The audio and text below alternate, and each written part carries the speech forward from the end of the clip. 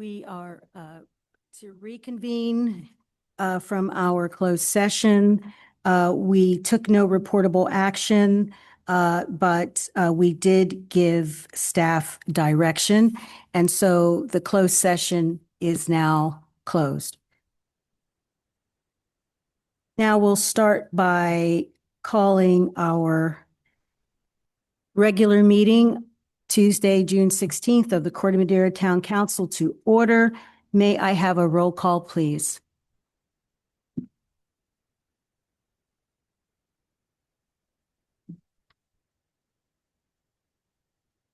Councilmember Beckman?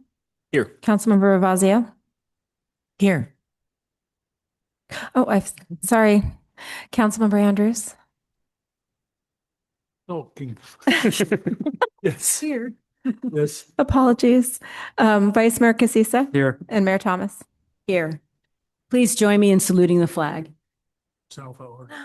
I pledge allegiance to the flag of the United States of America, to the republic for which it stands, one nation, under God, indivisible, with liberty and justice for all.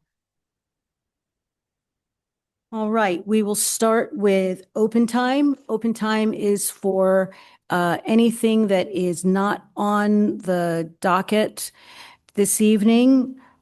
Each speaker will have, hold on, how many people do we have online? We currently have 10 online attendees. 10 online attendees. Okay, then. We'll give each attendee 2 minutes to speak. Oh, just one with raised hand. Oh, just one raised hand? Yes. Okay. Well, let's just say I'll give everyone can have 3 minutes. Okay. Looks like we have a smaller crowd than I expected tonight. So, is there anyone in the room who would like to speak? Okay. Seeing no hands in the room. Anyone online? We do have one raised hand from online attendees. Okay, thank you. I will unmute Roy Wolford. Good evening again. Seems like those minutes comes and goes. I'll be addressing 5 items tonight. Item 1, the new town hall is a pleasant and comfortable facility, but the acoustics in the council chambers presents a serious problem. For anyone with a hearing impairment, words often become garbled. The reverberation in the room creates audio distortions that make spoken comments difficult and at times impossible to understand. I request that the town address this issue immediately to ensure compliance with the Americans with Disabilities Act. 2, I attended the Flood Control Board meeting on June 8th. The board expressed interest in placing on future agendas specific actionable steps toward developing flood defense solutions. 3, as I requested at the last council meeting, I again ask that the council include on all future agendas an item addressing the comprehensive tidal flooding defense strategy, both the long-term solutions and the immediate term measures needed now. Please discuss this matter during item 8 on tonight's agenda. 4, I further request that the town begin preparing a formal, written, long-term flood defense plan that can be shared with the public, updated regularly, and used to guide both near-term actions and long-range capital planning. Last, 5, at a future council meeting, I will address concerns regarding instances where council member statements and/or decisions appear to be guided by political or ideological perspectives rather than by scientific, economic, and fact-based realities. Thank you. Thank you. Do we have any other hands raised?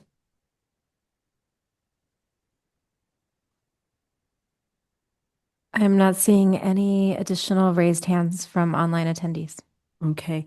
And so I'll bring it back into the room. Is there anyone in the room who would like to speak on a topic that is not on the agenda this evening? All right, then. So now we're going to move on to the consent calendar. Items on the consent calendar are grouped together to be approved in a single motion. Any member of the public may comment on a consent item, consent calendar item. Any town council member, staff, or public may request removal of an item for discussion. Do we have anyone on the dais who would like to discuss or remove anything from the consent calendar? Anyone in the room? Anyone online? I'm not seeing any raised hands, and we did not receive any emailed public comments. All right, thank you. So then we will move on to the first business item. I'll We have to vote. move Oh, I'm adoption of sorry. items 4A through 4I. And I'll Move it to second. that. Okay. Okay. Councilmember Andrews, Yes. Councilmember Beckman, Yes. Councilmember Ravazio, Yes. Vice Mayor Casissa. Yes. Mayor Thomas. Yes. Thank you. That motion passes. All right, now we'll move on to the first business item, 6A. Consideration and possible action to authorize the Community Development Director to execute a professional services agreement with Good City Company and Economic Planning Systems for the preparation of the Economic Strategy Plan in the amount not to exceed $145,460 and consideration of forming an economic development subcommittee consisting of 2 members of the council. And I believe we have Amy Lyle, Community Development Director, giving us our report on this. Yes, thank you so much. Wonderful. Good evening, Mayor Thomas and members of the council. So tonight we are asking for a couple different things. One is to be able to authorize, provide authorization to execute a contract for the economic strategic plan. And then also for the consideration of an ad hoc or subcommittee to help provide some guidance and leadership throughout the process. So next slide, please, Rebecca. And so I do just want to touch on economic development as a subject matter and describe some of the things we've been engaged in thus far. But it's really a newly named sector of our work. It's been part of what we know as the Community Development Department, which was formed in 2023. And really over time, we've really considered economic development inherent to all of our work. So even before it was a named subject matter, we've always recognized our business community, provided businesses a lot of support on the small business side. And then, of course, permit streamlining, things of that sort. So since 2023, here are some items that we've done as far as programs or specific items outside of an economic strategic plan. You're familiar with our micro business pilot program, which has been successful, and we hope to be able to continue that on. And then we've also been doing a lot of business support, particularly with our businesses in the old Corte Madera Square. And then we've been collaborating with the Corte Madera Chamber of Commerce, and more lately on the financing and long-term strategies. And then we're also currently engaged in an effort to modernize our commercial code and been doing a lot of outreach, and we have a couple outreach events happening next week, actually. So that'll be coming to your council later this year. And then we have informally yet formally streamlined our commercial permitting. So by policy, we streamline and prioritize housing development. But second to that is our commercial permits. So we do meet with the village and town center leadership on a regular basis to talk through permitting, tenant spaces, and then we also pay particular attention to our other shopping centers and the old Corte Madera Square area. So that is something that our entire staff knows and we pay close attention to. So over time, through council work plans and even throughout our general plan, there's a lot of programs and policy needs that are identified, but we don't have a long-term strategy for how we accomplish these things or how we prioritize the work. So This is also a great time because we're also going to be looking at Park Madera and what happens next with that center. Our economic climate is very difficult right now, so there's a lot of requests coming from the business community looking for support. And then we also have the County of Marin, as well as some other cities in Marin that are engaged in updates or starting economic development plans. So we have a really great opportunity to collaborate. The County of Marin actually reached out to us because they are looking to make sure that their economic vitality plan update is coordinated with those in the cities that we are working on similar strategies. So with that, next slide, please. We did an RFP process. It was advertised for a little over a month, and then we had interviews with a panel. And out of that ranking and interview process, Good City and EPS were chosen. And so we are hoping to engage in a contract with them to be able to accomplish an economic strategic plan. It will take about 12 months, assuming that we can kick off this plan next month. And I will say what we asked for is a little bit unique in what we need here in Corte Madera.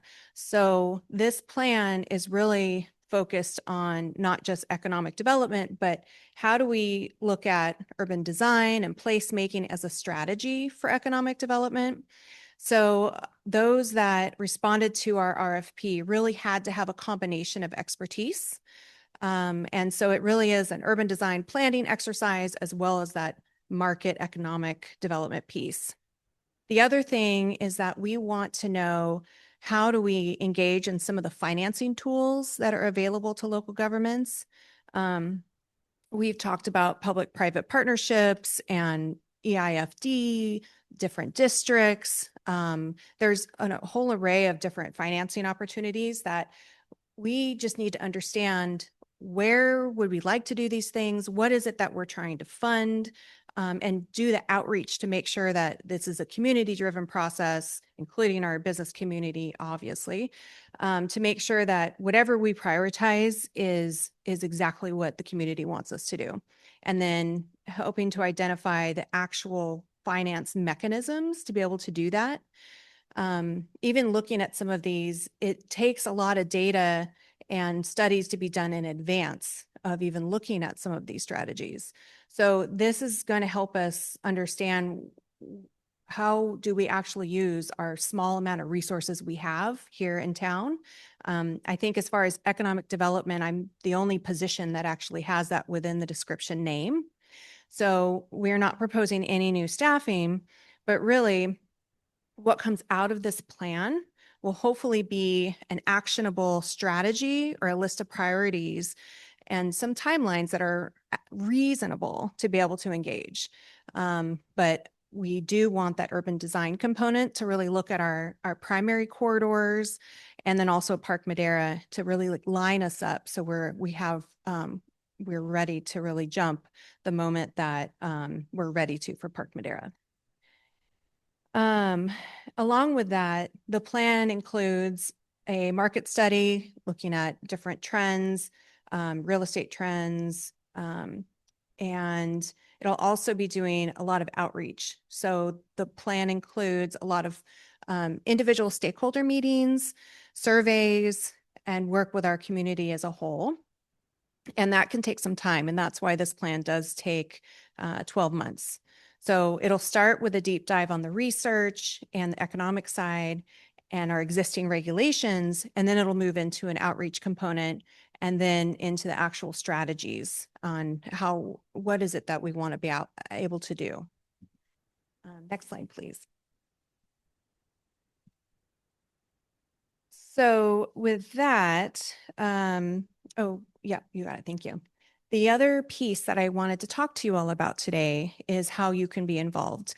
It's going to be really important that we have our decision makers as part of this process. We have ad hoc committees for other projects that have happened or other initiatives. So I think a subcommittee may be the wrong word, but we're really looking for ad hoc or some guidance, one or two council members who would like to be involved. And we're looking at potentially 3 to 4 meetings over the next year, and it could be less than that. But it's important for the outreach component to be able to help us get deeper into the community, but also to give us early feedback on some of the strategies and some of the planning efforts that we're hoping to engage on. So with that, next slide, please. Our consultants that were chosen for this work are on the Zoom this evening. That's Sabina Mora and Aaron Ackman. So they're available to answer any questions that you may have of them. And yeah, I'm happy to answer any questions that you have, but also engage in the conversation around the ad hoc or subcommittee. Great. Thank you so much. The report is really great and really thorough and get a good picture of what's being offered. And so I'd like to bring it to the council for any questions they might have now. Thank you for the great report, Amy, and this is an exciting opportunity. I don't have any questions about the need or the importance of doing this exercise. I think my only thought is $145,000 feels like a lot to develop a plan. And obviously there is real value to the town, and in other words, to taxpayers in doing this work. I'm just wondering, how can we quantify this? Have we done that exercise, or is there a way that we can quantify the value to taxpayers in, I guess it would essentially be in an expected increase in sales tax that we would see over, the life of this plan over what we would have seen had we not developed and implemented this plan? Yeah, that's a great question. And it is really hard to back into the monetary benefit that we may gain. But the whole goal is to strengthen the local economy, supporting local businesses, attracting, retaining, but then also understanding what investments in infrastructure are necessary, and then eventually creating sustainable revenue for public investment. So all of those components are very hard to tangibly translate into dollars, because this is a long range plan. So this is setting up that long range strategy. And I will say, just as a long range planner by training, this I have gone through this very closely as far as their proposal, and have asked them to reduce it in some areas, which is reflected in what you see, just based on the need that we have as a small community. And so I do feel like this is the right size, scope, and budget. Also looking at they were kind enough to put the budgets in for the other work that they have done. They are working with the city of Novato right now, which is a very similar budget. It's more money in Novato, but the work is still the same. The market study, the outreach that's required. So it's all vital to the process in general. What's the sort of what's the shelf life of the plan? That might be a good question for our consultants, but I would say 5 to 10 years, considering what we are asking is that they are very actionable implementation items.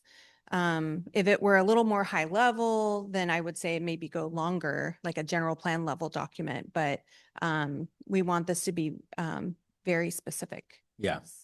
Yeah. Okay. And I guess part of the way that I'm thinking about it is, say it's a 10-year plan, $145,000 for an economic development plan sounds like kind of a lot, but when you think about we could be implementing this economic development plan for 14 grand a year, that sounds, that kind of puts it into perspective in a way, for me at least, that I think is helpful in understanding what the cost over time is. Thank you.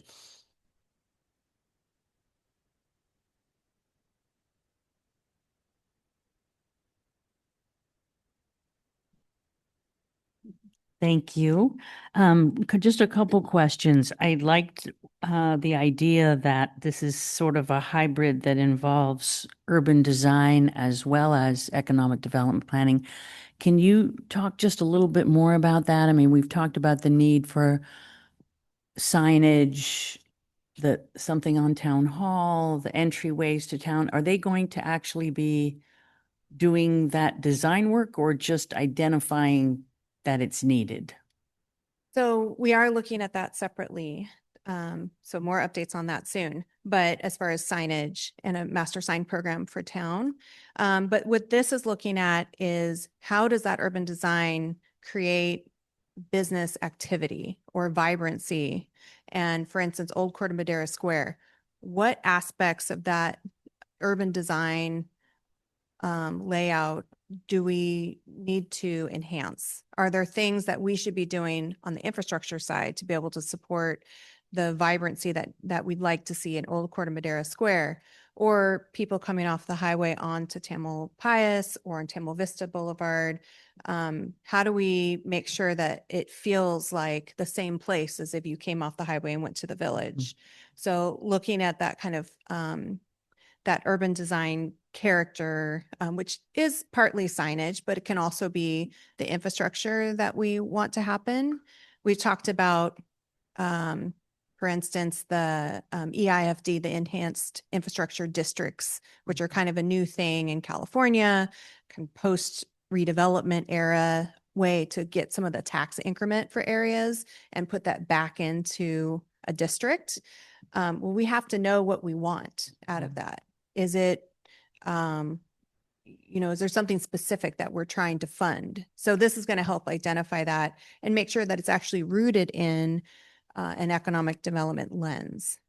So can you give an example? Is it like more hanging flower baskets and water fountains and bathrooms, or is that what you're talking about where amenities are needed, or what kind of infrastructure are you referring to?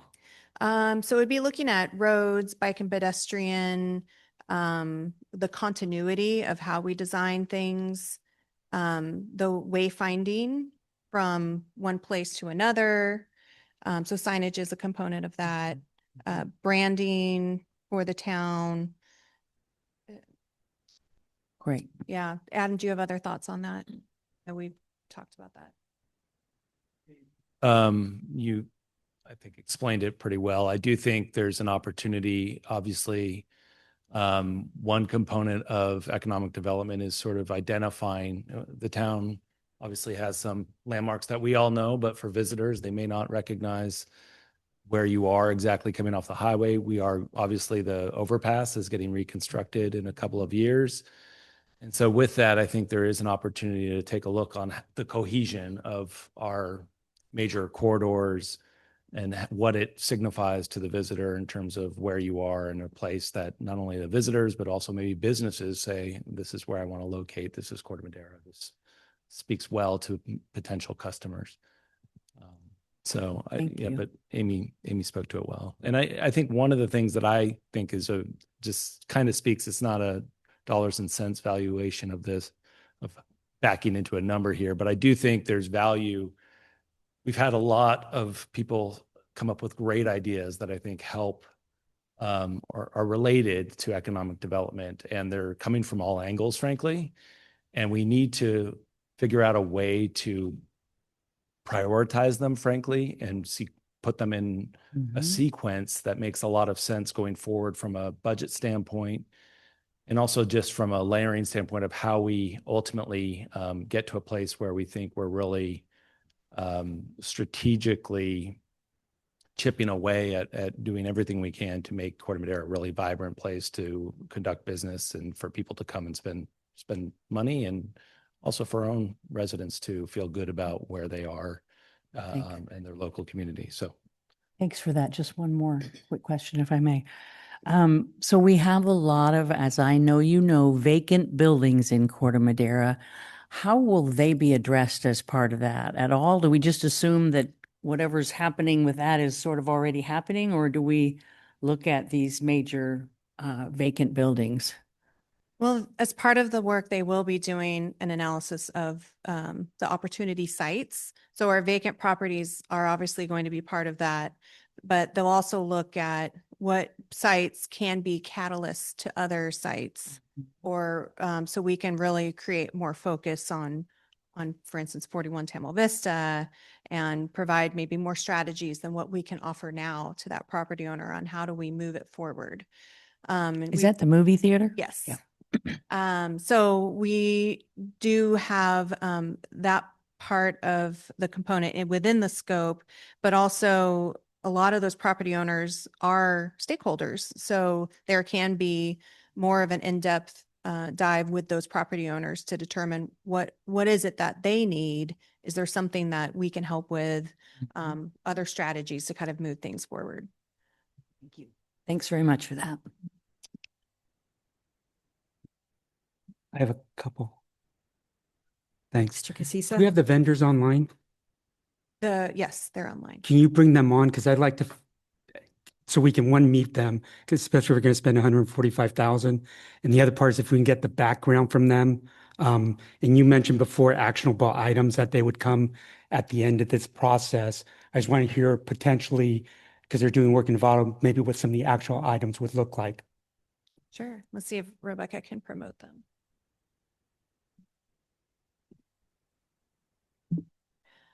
They are being promoted to panelists.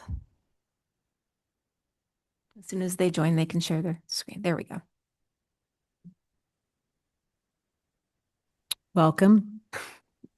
Thank you, and good evening, Honorable Mayor and Town Council. My name is Aaron Acknam. I'm a principal with Good City Company, here with my colleague Sabina. Good evening, and good evening, Mayor and members of the City Council. My name is Sabina Mora, and I'm an economic development lead with Good City Company. Great to be here. Thank you. Can you just maybe give the background of you two and just some of the work you guys have done? I know it sounds like you're doing some work in Novato, kind of like part one. And then part two, Amy Lyle mentioned that at the end of this process, there may be some actionable items. Can you just maybe I know it's getting ahead of it, but describe maybe what some of those actionable items on a high level would look like? Sure. So I could give a little bit of a background on the company. So we've been in existence for decades. We focus on kind of 4 lanes: economic development, planning, housing, and some city manager's office services. We've worked in between all of those disciplines, worked in about 40 or 50 cities within Northern California within the last 5 years or so. My background is I have been a planning and economic development director in several cities in the Bay Area before starting this company, or before joining this company. In terms of actionable items, and I know Sabina could provide additional actionable items, I think what the city manager said is important, that a lot of these economic development strategies are just as much as a focusing exercise where you could focus on the policies that you could implement in programs within the next 1, 3, 5 years and beyond, so that as you're proposing your general fund budget, as you're proposing your capital improvement program, you're able to focus those and get your best bang for your buck. In terms of some immediate actions that we've seen, for example, there could be simple zoning code actions that you could implement that help free up some of this or help get some of the vacant space filled. So it could be potentially looking at the market and what could be right sizing the zoning code for potential new tenants. So that's one. Another could be looking at potential streetscape improvements, whether those are things like sidewalks, landscaping, benches, a comprehensive theme to signage, things of that nature that you could budget within your capital improvement program so that those could be implemented in the short term. There's other programs that you could have in collaborations with the local Chamber of Commerce that might be finalized through a plan like this. So those are just some that are off the top of my head. Sabina, I don't know if you had any additional. Sure. And I'll just start with a little bit on my background. I've been with Good City Company for the last 5 years. And prior to that, I worked in economic development in Mountain View, California, and in the state of Texas and the state of New York for the previous about 12 years. And we are currently working on a few different economic development strategies. Our focus is in Northern California. Currently, we're leading Redwood City's strategy, Novato strategy, and we're working. We also do on-call economic development services for South San Francisco, for Mountain View, and Alameda County, and a few other cities. So we have a lot of experience both with strategy planning and also on-call services, which is basically implementing economic development programs in various cities and counties. And just as a couple of examples, really doing really in-depth community engagement, not only to get community input, but it's the starting point to speak with employers, with businesses, with institutions in your community, and start the process of engaging those people in all kind of rowing in the same direction towards the town's priorities. And so because the city can't necessarily do things on completely on its own, you need kind of those partnerships with your private and nonprofit sectors to all kind of have a shared vision and shared priorities to focus on. So that's one really kind of higher level but valuable aspect of going through this process. And then we also are do work a lot with trying to address vacancies. And so there's a number of different types of like tools and programs which ultimately the town council can consider. As an example, having some baseline, not only having baseline requirements for long-term vacancies, but requiring something like vinyl the artistic or town approved window coverings with public art in long-term vacancies. So there's a whole there's a lot of different options that we've started looking at with other cities, but those are just a couple of examples. And we can go on and on, but I don't want to. No, it's okay. Don't go on and on. You're good. Thanks. I appreciate it. And you guys do factor in housing, right? Because we have at least a couple of housing projects online. We may have a third large project online also. So you factor into your analysis our housing element, I want to say. Absolutely. Yeah, there's a lot of overlap between the two, especially with all the state requirements. Okay, and just maybe a different question. Do you ever factor in police and fire services in the economic part, out of curiosity? So I would say yes, in terms of when you want to take a look at what potential new uses out there and how they could potentially generate demand for police and fire services. I mean, that's one of the kind of factors that you look at, especially when you're looking at CFIDs and different type of funding mechanisms for areas. Okay. All right. Thanks. Yeah. Okay. Councilman Beckman, did you have any? That's my only question. Oh, okay. Councilman. Yeah, this is more of a general comment. You mentioned Park Madera Center a couple of years ago. I remember talking with the various council members who were actually involved in making the decision. And they bought the property, and the word they used was land bank it, so that we had the territory plugged into the town park, that we could make a decision sometime in the future what to do with it. And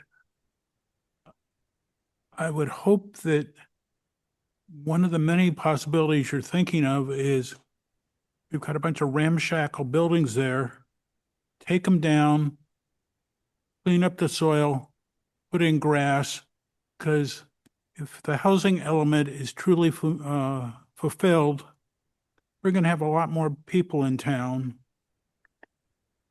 And we need more, we easily could find ourselves needing more park space. And particularly since that particular park, we only own 3/4 of it. The other quarter belongs to the school district, and fortunately we can share it with them. But, I guess really what I'm saying is don't presuppose that Park Madera Center has to end up this big construction project. It could just be grass, and I have no idea where the town and the council will end up in 5 to 10 years when we have to make the decision. But don't lock us into any one particular vision. Okay. Oh, okay. Yeah, I'm sorry. I have one more for you two. You're probably aware that Caltrans has a project to improve our overpass. Plus, we're adding a multi-use path on the north side. That'll factor into your analysis also, because that would be the way Caltrans is going to, it's going to be a dramatic change. Plus, again, it's another pathway from east to west or west to Right. east, but you would factor that into your analysis also? Absolutely. Yeah, that would be kind of in the beginning, doing an existing conditions kind of fact finding that would eventually lead to the policy or lead to outreach and policy creation stage. Okay, thanks. So, I'm curious about the process a little bit. So, when you come to a town and you look around and start to analyze their needs and their future, based on trends, do you start with looking at objectively what you see there, or do you start with the community outreach first? So I'll And take there's no wrong answer. There's a reason I'm asking, so there's not a yeah, wrong. I mean, I think anytime you walk in, I mean, we're from the Bay Area, so I've been to your town before. Um, you know, I would say anytime you walk into town, you as a city planner, as an economic development person, you start to have ideas, but we generally ground our process with outreach first and collection and listening first. That's not to say there's sometimes conversations when you're doing outreach, people ask you questions and you give what your opinion is as a professional. But I think the listening component is usually front loaded. Sabina? Nope, that's what I was going to say. The only thing I would add is that we um, kind of do a little bit of baseline research and review, start the existing conditions, and that initial kind of phase one outreach with key leaders and kind of targeted to your economic development stakeholders. That will help kind of inform the existing conditions. And so it's a little bit of a loop where we're starting kind of to analyze things, but also hearing from people. And as we hear from people, that kind of grounds our analysis and what matters the most in the community.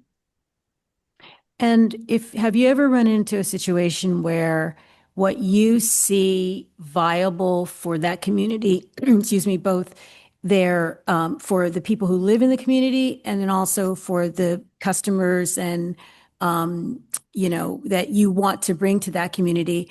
Have you ever been in a situation where, the public is saying one thing, but what you're seeing is another thing? And how do you approach that? How do you report out that? No, yeah, absolutely. I mean, I would say both as a consultant and in my prior roles inside City Hall in various cities, that is pretty common overall that you'll hear from folks and that, there's a difference of opinion in the community or there's even a difference in opinion professionally what the recommendations should be. I think the first thing you have to do is make sure that the decision makers know that everything that was said, like you don't leave out some voices just because it's not something that you agree with. So I think that's first is making sure all of the decision makers, both staff and the council, know kind of what was said within the community. And then I think it's our job as the professionals to bring you to give the reasons why we came to a certain conclusion and give the upsides and give the downsides of that as well as the alternatives. So that's typically how I go about it, coming from a higher level recommendation. Thank you. Thank you. And then I was, really happy to see that housing is part of the equation because to me, housing, transportation, and jobs are kind of they have to be, in balance with each other. So do you make recommendations about, either public transportation or improvement of, just the way people get around in a particular town? Yeah, I think we would, especially, I mean, there's going to be recommendations related to the public realm and the streetscape and urban design, and those have a lot of overlap with transportation issues. So you'll definitely see them there. I think also as part of our existing conditions and background, we'll understand more about the transportation systems that are out there and how they connect to the economy and to housing and how they're all interlinked. So it won't be like the main focus of our recommendations, but like you said, everything's connected, so they'll be part of them. Okay. And how have you seen the towns that you've done this for, how do they utilize the document later? And also, how do you advise people on how to draw businesses that they want or that you know, feel will be successful? What's the best way that you found to reach out to the businesses to attract them? Do they come to you, or is there some kind of outreach that the town should be doing? Yeah, and I'll to the first point, and then Sabina, you could help me out with the second point. I think we have to pay attention to the implementation side, and that's something that as a firm we focus on, having been in City Hall before. But I would hope that the plan would be used, and we advise to almost use it as a game plan typically during budget season, when you're thinking about how you're funding different programs or funding different capital improvements, how that's tied, when you're making hiring decisions in the future, how does people's professional backgrounds align with what you want to get accomplished in this plan? So hopefully it really is a playbook for the various things that you're doing as a city. The first thing I'll say about attraction, I think one thing we really need to think about in this plan is there any impediments right now from businesses coming in within your zoning? Like, zoning in all the municipal code or any law kind of was adopted at a point in time to solve a particular problem. So it could have been adopted in 95, 2005, 2015, or whenever it was, and the market has changed since then. So a lot of times it's just right sizing what you have in the zoning code with where the market alignment is. And of course, with your vision leading that. So I think that's one. And then promoting that when you make those changes, when you make building code process changes, promoting that through the broker community for people who are actually talking to people who want to move to your town. And Sabina, anything? Sure. I'll add a little bit on reaching, outreach to certain types of businesses and working with the community when they want a coffee shop or whatever they are interested in seeing in a particular location.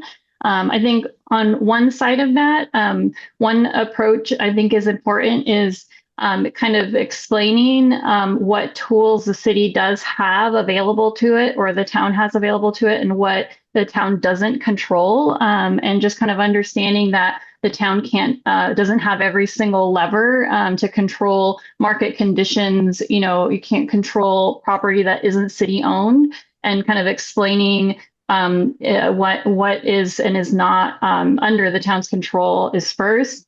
But then there are things that the town can control, as Aaron mentioned. The zoning is really, really important. But there's other things the town can do to, like just the flow, making sure that there is information at kind of your fingertips that is flowing, that is either from the city to brokers, from brokers to the city, that there's this ongoing working relationship, that there's current data, and that the city town staff, they're equipped to kind of consistently engage with the broker community to share information about what the barriers might be about certain properties or sites, and that those relationships are strong and continuous. So when market conditions do change when there is an opportunity that arises, that everyone is kind of prepared and ready to take advantage of that with clear zoning, with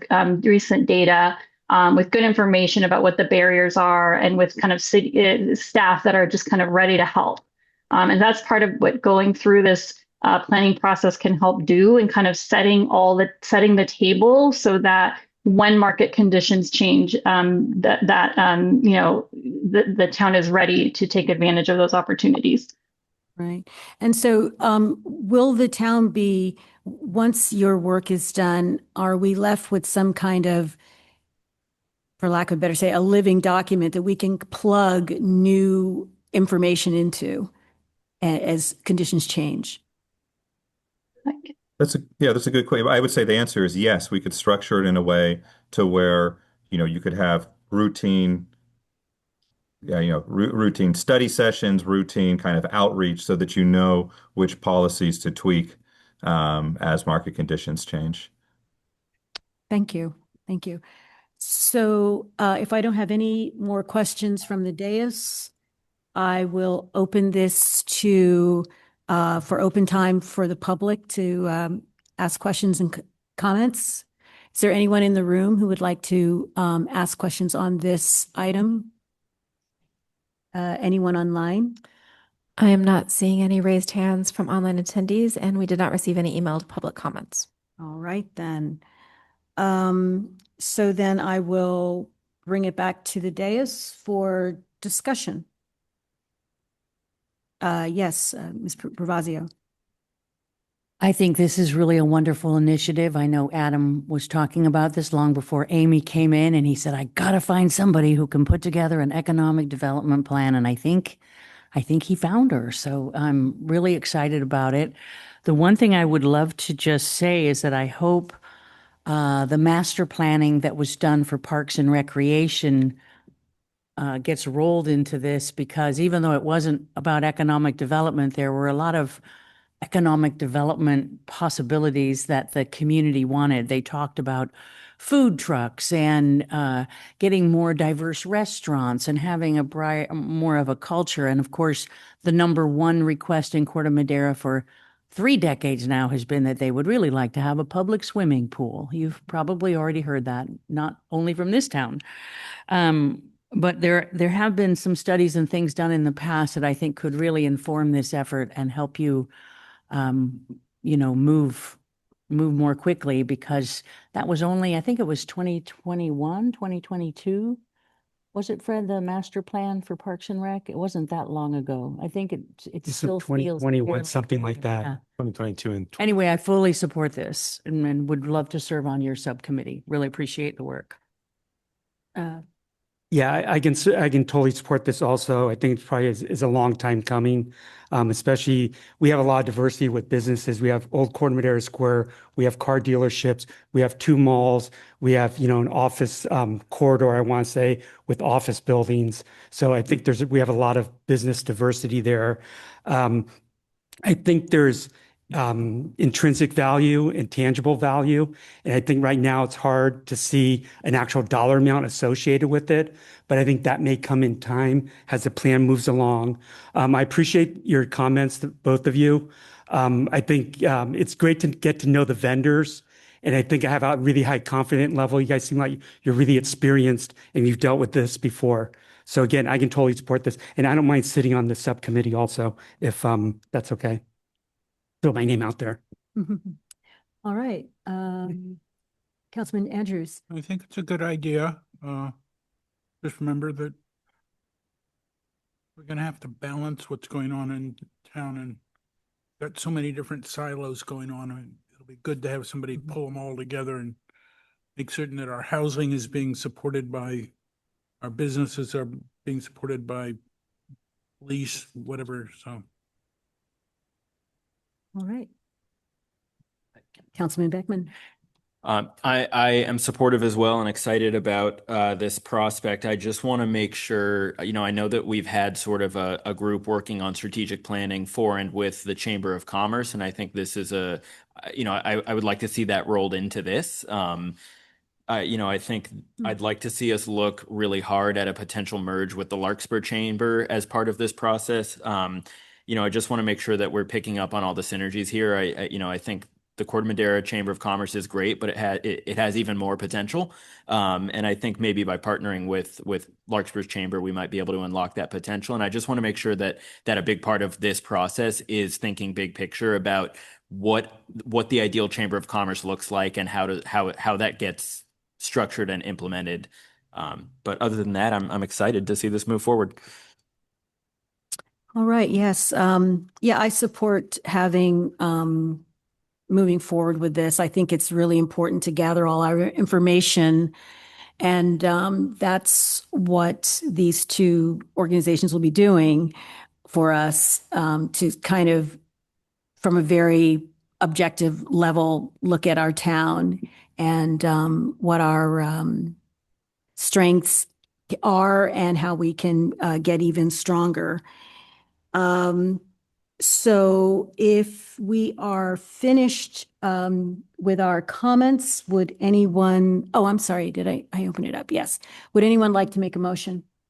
I can make the motion. Oh, hold on a second. No. Do you want us to choose the committee, or sorry, the subcommittee members first or vote on this? That would be great. And just want to confirm, we're still doing a motion, even though there's no resolution, correct?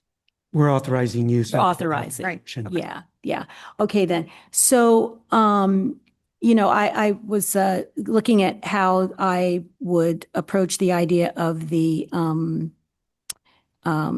subcommittee members. And well, so first, what I'll do is ask who is Fred, you are interested, yes. And also Councilmember Ravazio. Is anyone else interested? Like to, And Councilman Andrews is interested? want to do it? I would only do it if needed. Okay, okay. Well, I think that it falls under my purview that I can make that choice. All right. So because Councilmember Casissa already works very closely with the chamber, I think you would be excellent doing that because you have a contact with the business people. So Right. if you will accept, I will I accept. appoint you. And I'm also vice president on the Board of Marin Transit, if that helps from a transit standpoint. That is really good. And then because of the, I kind of, this is picking between two siblings or something. Point. Flip a coin. Which- Well, you know what? Eli? Eli, you said, or Councilmember Beckman, you said only if needed. So are you, Take it. Yeah. okay. Yeah. You have a good financial background, and so, yeah, both of you do. So I would say, Councilmember Andrews, I would appoint you. All right? So now we're done. But do we So, vote on that piece of it too, or so- make a motion? So I'll make the motion to authorize Director of Community Development to execute a contract with Good City Company. I'm just going to say EPS, instead of saying the whole thing, for the preparation of an economic strategic plan in amount not to exceed $145,460 and appoint Vice Mayor Casissa and Councilmember Andrews to the Economic Development Subcommittee. Do I have a second? Second myself, yeah. Can you second yourself? I don't know. Can you? Yes, you can. Yeah, okay. I didn't know that. Like you can vote for yourself. All right. So may I have a vote, please? Councilmember Andrews, Yes. Councilmember Beckman, Yes. Councilmember Ravazio, Yes. Vice Mayor Casissa, Yes. and Mayor Thomas. Yes. Thank you. That motion passes. All right. Thank you. Thank you. Thank Thank you. you. Thank you all for being here. Looking forward to Thanks good very things to much. come. Thank you, Amy. All right, then. Our next business item is 6B, discussion and response to staff on direction regarding an ordinance prohibiting the sale of tobacco and nicotine products in the town of Corte Madera. And reporting on that, we have, That would be me. I'm just going to take a moment to get take your time. You're doing double duty tonight. this with this. There was some delay in the presentation, so I'm just hoping that it goes smoothly this time.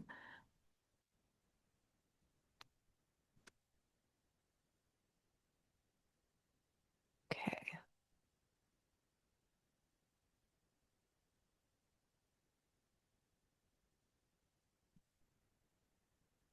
Slideshow is up. That is good. Whew. Okay, good evening, Mayor and council members. Tonight's item is a workshop regarding a potential future ordinance that could prohibit the sale of tobacco and nicotine products in Corte Madera. This item is before council for discussion and direction only. No ordinance is being introduced or adopted tonight. The purpose of tonight's workshop is to provide background, receive public input, and allow council to provide direction to staff. After tonight's discussion, council may direct staff to return with a future ordinance request for additional outreach or analysis, provide different direction, or take no further action at this time. Staff is not asking council to make final ordinance decisions tonight. The goal is to understand whether council wants staff to continue working on this issue, and if so, what policy directions should guide the next draft.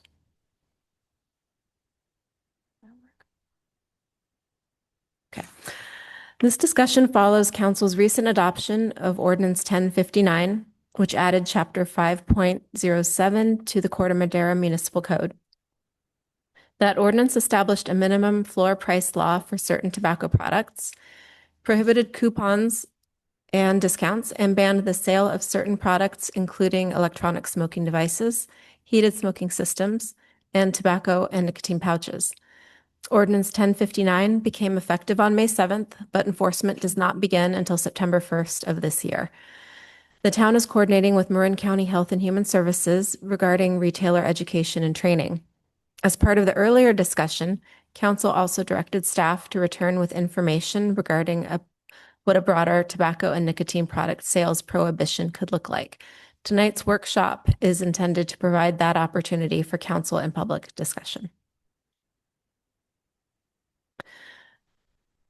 This slide is intended to clarify the scope of a possible future ordinance. As currently contemplated, a future ordinance would focus on business sales and commercial activity and sales from business premises located in Corte Madera. The draft framework would not apply to personal possession, purchase, or use by individuals. It would also not prohibit FDA-authorized tobacco cessation or therapeutic products, as long as those products are sold only for that approved purpose. So in short, the discussion tonight is about potential regulation of commercial tobacco and nicotine product sales, not personal use.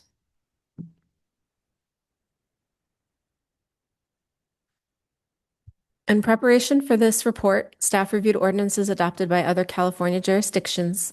Ross and Tiburon are nearby examples because they show that other Marin jurisdictions have adopted tobacco and nicotine product sales bans. However, they provide limited guidance on implementation because neither jurisdiction had existing tobacco retailers operating within their boundaries at the time of adoption. Corte Madera currently has 7 existing licensed tobacco retailers, and that makes implementation question more complex for us. For that reason, staff also reviewed Beverly Hills and Manhattan Beach's ordinances, and those cities are more useful implementation models because existing retailers were affected, and those cities considered tools such as delayed operative dates, a hardship process, limited exceptions, and future council review. The key question for council tonight is whether Corte Madera should pursue a strict prohibition or whether a transition or exception tools should be considered.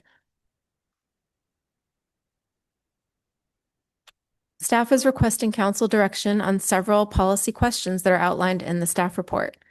The first question is whether council wants staff to prepare a future ordinance using, and if so, using a no exception model, or if council does wish to proceed, staff is also seeking direction on an operative date and implementation timeline, how existing licenses should be handled, and that could include a firm future operative date, a hardship process, or an attrition model where no new licenses would be issued after existing licenses would not transfer to a new owner, business, or location.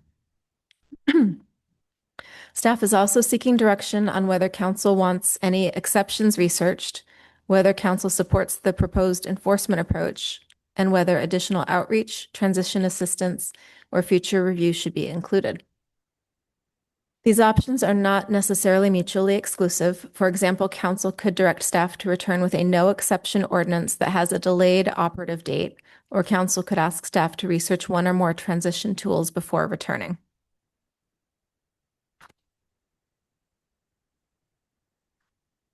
Staff recommends that any future ordinance generally follow the same education, compliance, and enforcement approach used for the recently adopted minimum floor price law ordinance. Routine retailer education, training, compliance monitoring, and enforcement would be coordinated with Marin County Health and Human Services and the Marin County Sheriff's Office. Because a sales prohibition would be broader than our Chapter 5.07, the draft ordinance also preserves the town's independent enforcement authority as a backup. That would allow the town in its discretion to pursue enforcement if needed, while keeping the county as the primary education and enforcement partner. There is no immediate fiscal impact associated with tonight's workshop. Future fiscal impacts would depend on the implementation model selected by council.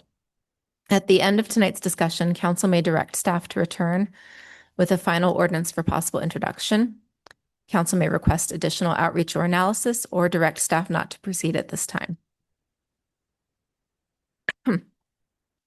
This concludes staff's overview. I'm available to answer any questions before council receives public comment. And after public comment, staff recommends using the policy questions in the staff report as a roadmap for council discussion and direction. To help organize council discussion, staff can walk through the policy questions from the staff report one at a time. And again, staff is not asking council to make every final ordinance decision tonight. The goal is to better understand whether council wants staff to continue preparing an ordinance, and if so, what implementation issues should address before returning. Okay. Thank you, council. And I will stop sharing and wait your further direction. Thank you so much, Rebecca. So do we have any questions from the dais? No questions? Okay, no questions down here? Yeah. Councilman Andrews? When somebody buys, one of the mom and pop liquor stores or whatever, of the purchase price, how much of it is the liquor license? How much of it is the usual cigarette license? The various valuations within there. Do we know? Can we know? I'd like to volunteer that even a realtor wouldn't know that. Even a realtor wouldn't know that, looking at a business, to factor in, intangible assets when they're selling a business. It's a whole gestalt, the whole zeitgeist. I mean, they have value, but determining how much value is difficult. Sorry, my area of expertise. Yes. Okay.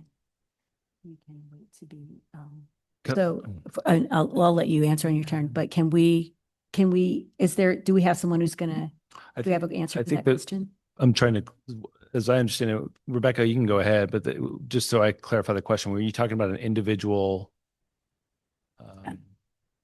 item and how much the business itself? Okay.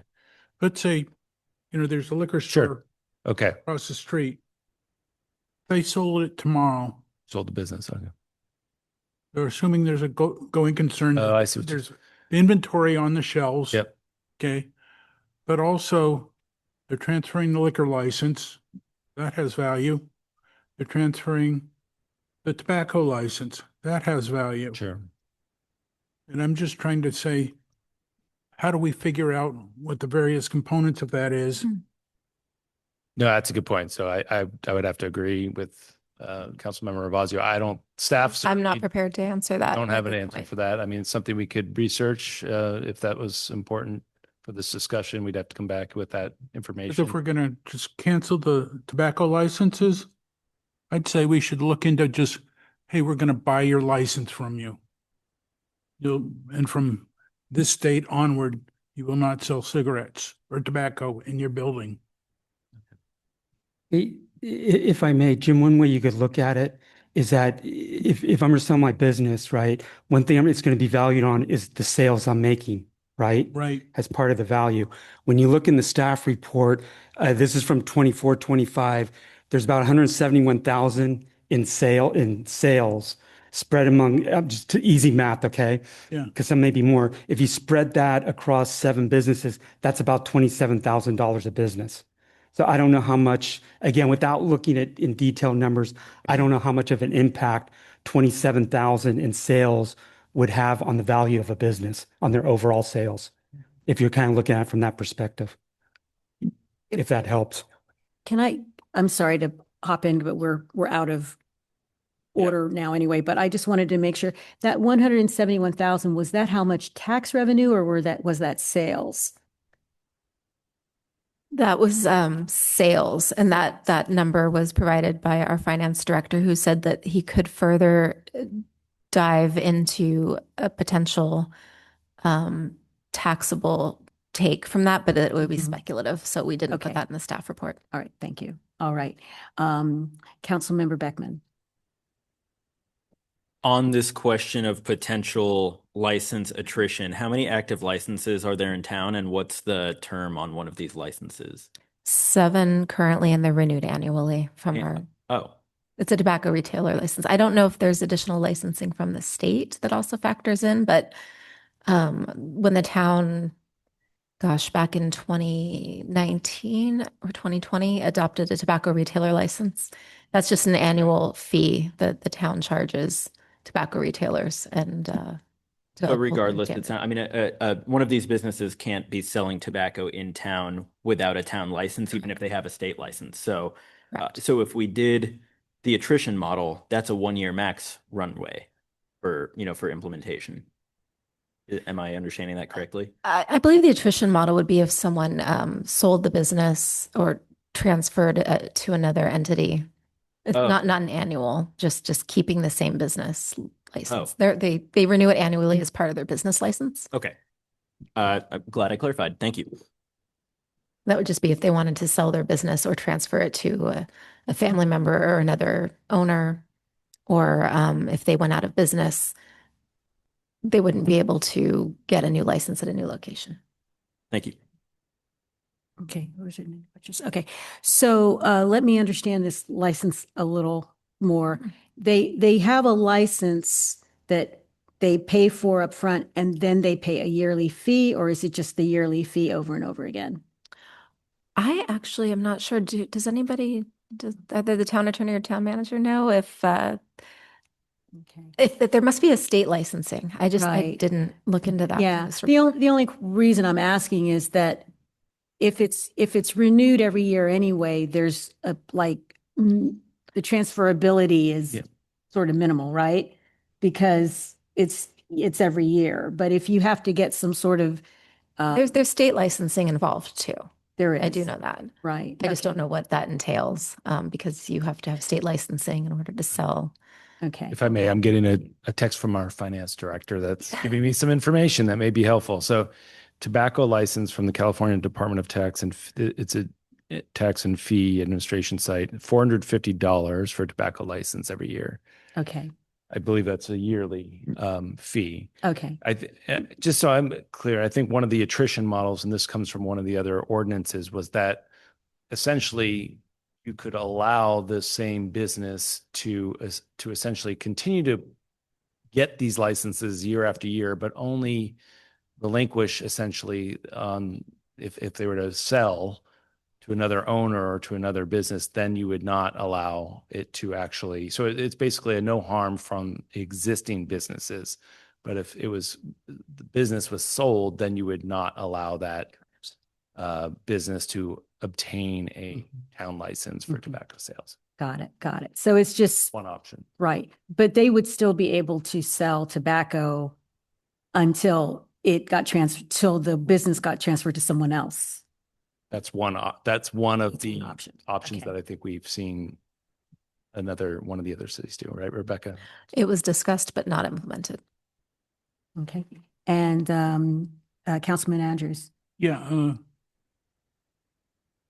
If we're going to go down that route, instead of saying till they sold the business, look at their existing lease and say, when does your lease renew? Because then you can adjust your rent to reflect the fact that your revenue stream has been modified by the town. Okay. I have a follow-up question on that, if you don't mind. If we did decide to do a total prohibition and we set a date, whatever that date is, I'm just making up a date, say it's December 31st, the license part is irrelevant, right? Because as of that date, the town of Corte Madera prohibits tobacco products. So the license part is immaterial.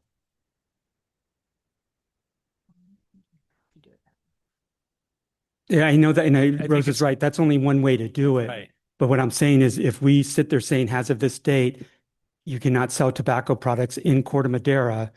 The license is immaterial because even if they have the license, they can't sell them per our ordinance. Look at the details of each agency's tobacco retailer license. I believe it's renewed at the same time annually as the business license, which I believe is calendar year. So I don't know if there's an exit clause in those. But again, we're not on their clock. We're on what we want on our clock because of our ordinance. So if our ordinance passed, then they would have to comply with our ordinance, irregardless of what their license does. I think you could certainly do it that way. Yeah, okay. And some of the jurisdictions, it looks like they give some runway to get rid of their inventory. So that's okay. And so did anyone else have any questions up here? Then if not, I'll ask mine. Okay. So have there been any legal challenges to complete prohibitions? None that I'm aware of. I know that there was concern with Beverly Hills and Manhattan Beach, but their ordinances have been effective since 2019 and 2020, I believe, without challenge. Okay. And then what is the hardship process? The hardship process was something that was implemented by both Beverly Hills and Manhattan Beach, and I believe they had differing approaches, but they involved, say, the ordinance went into effect September 1st.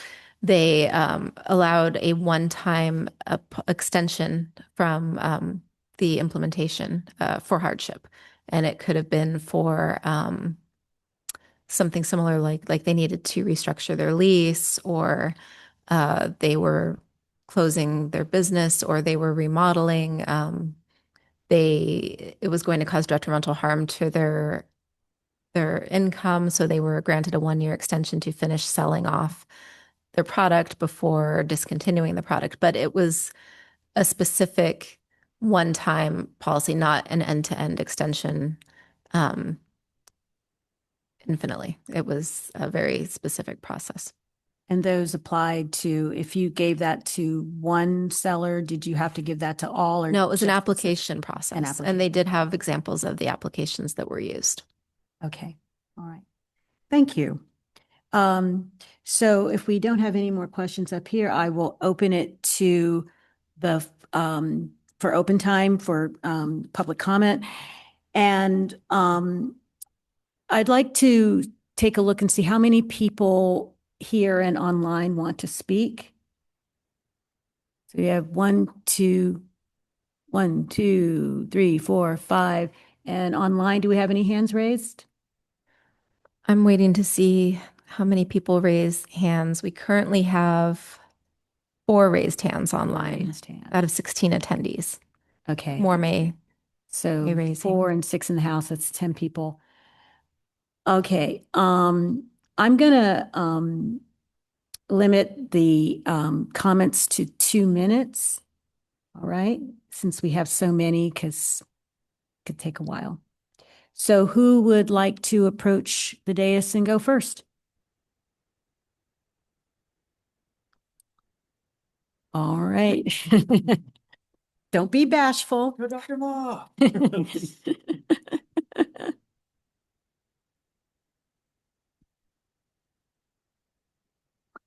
Good evening, Mayor and council members. My name is John Ma. I'm here on behalf of the San Francisco Marin Medical Society, who are in strong support of this effort to end commercial tobacco product sales permanently in your city. Tobacco use remains the leading cause of preventable death, with an estimated cost of about $500 per resident in Marin County. A longtime Corte Madera resident, Doug McConnell, had wanted to be here tonight to be part of this effort to improve cardiovascular health. And I think to pass a complete end to sales ordinance and to move it forward would be a wonderful way to honor his memory. There's been a lot of progress in Tiburon and in Ross, and this builds upon decades of scientific evidence and advocacy through the California Medical Association and the American Medical Association, who support this effort. But I really came tonight to speak on behalf of a patient of mine from Marin Health, a Corte Madera resident who came to the emergency department with perforated diverticulitis in 2020. He had a condition which should have healed on its own, but he was a smoker. And so he progressed to the need for emergency surgery. We had to perform a diverting colostomy. He spent a protracted amount of time in the hospital. He recovered, but we had to reverse his colostomy. We had to do a temporary diverting ileostomy and required another procedure to reverse that. He later developed an incisional hernia, which required an abdominal wall reconstruction. So he required 3 extra operations, 5 in total, for smoking-related complications that really burden our healthcare system. I'd never tried harder to convince any patient to quit smoking and was unsuccessful due to the power of the addiction.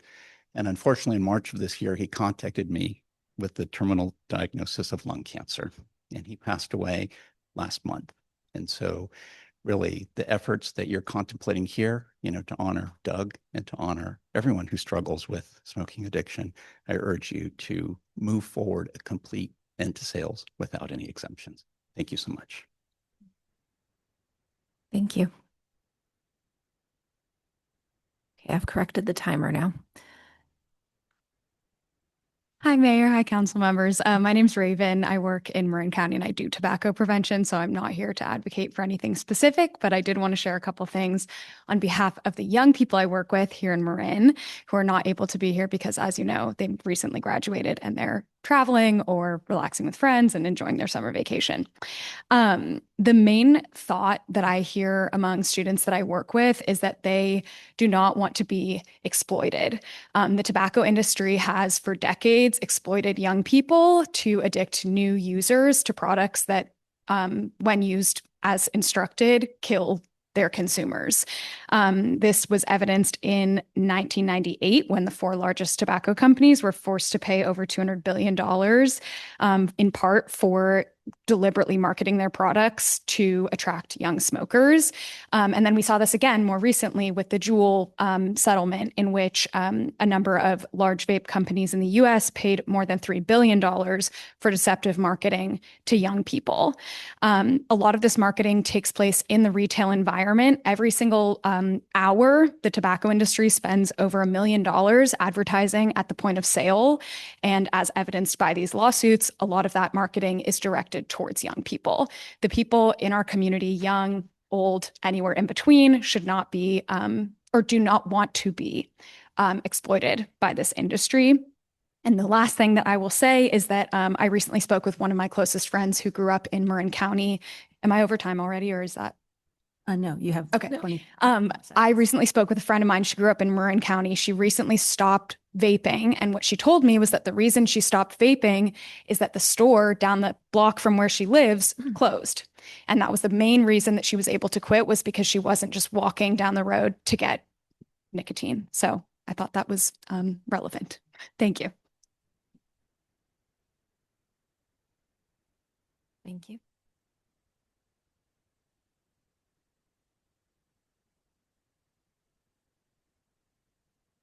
Good evening, Mayor Thomas and members of the Town Council. My name is Nora Minkoff, and I'm a student at the Cove School. A few months ago, I told you about my grandfather. He smoked most of his life, and now he has COPD.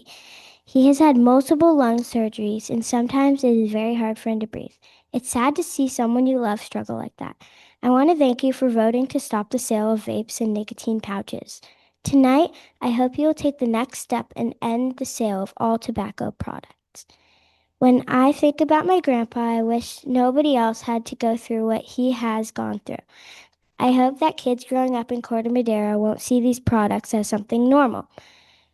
I love living in Corte Madera, and I hope our town can be a place that helps kids stay healthy and make good choices. Thank you for listening. Thank you.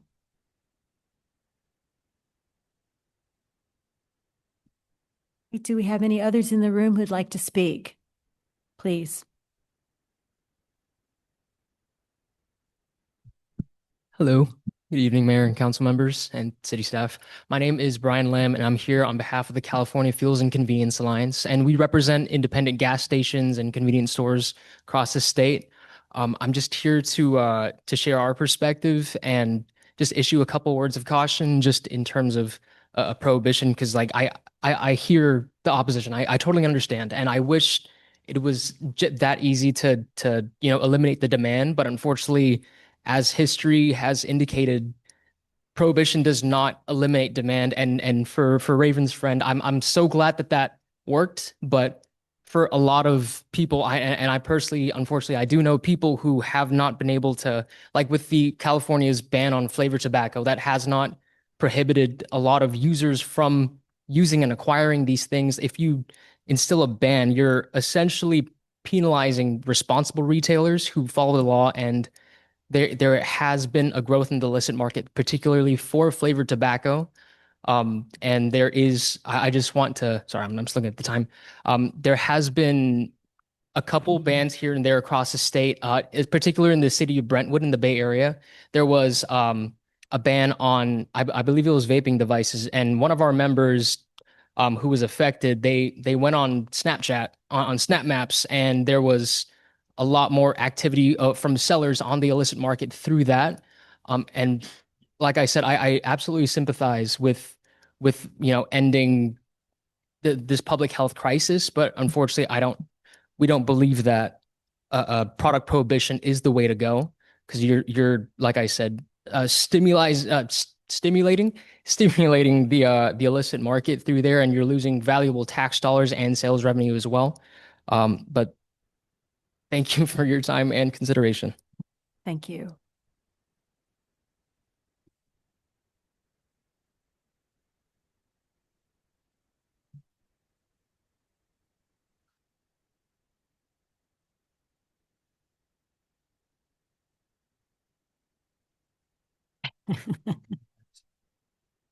Thank you. Hi. Thank you. No, Always bring the visual aids. Right.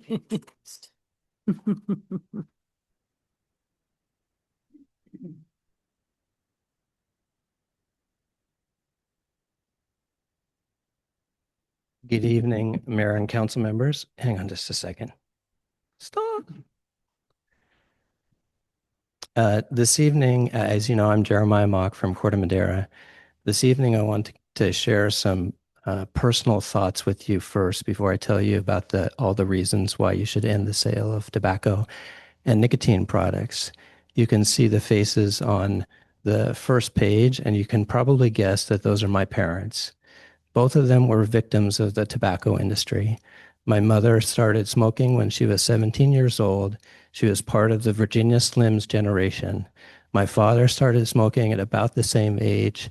My mother died 2 years ago from pulmonary fibrosis. That's a hardening of the lungs caused by tobacco exposure, and she suffocated to death after 5 long months. My father dropped dead in his apartment from respiratory disease. We found him on the floor in his bathroom. This is the reason I've spent 30 years of my career working on this.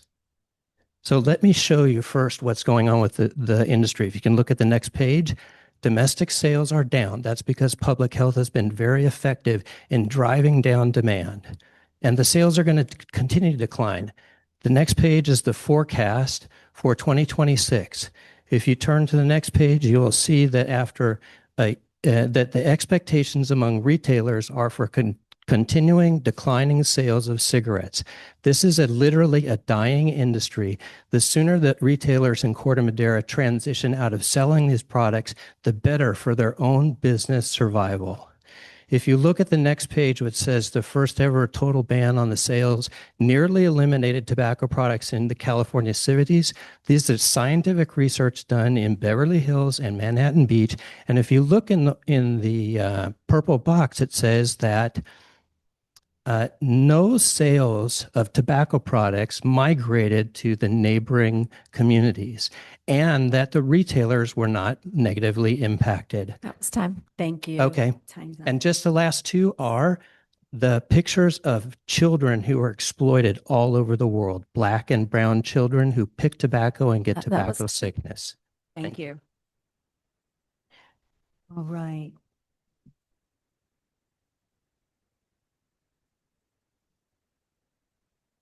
Good evening, council members. I'm Pamela Granger. I'm a co-chair of the Smoke-Free Marin Coalition. As a sort of end of the live group here, on behalf of the coalition, we are so excited and cannot commend you enough for taking the bold step.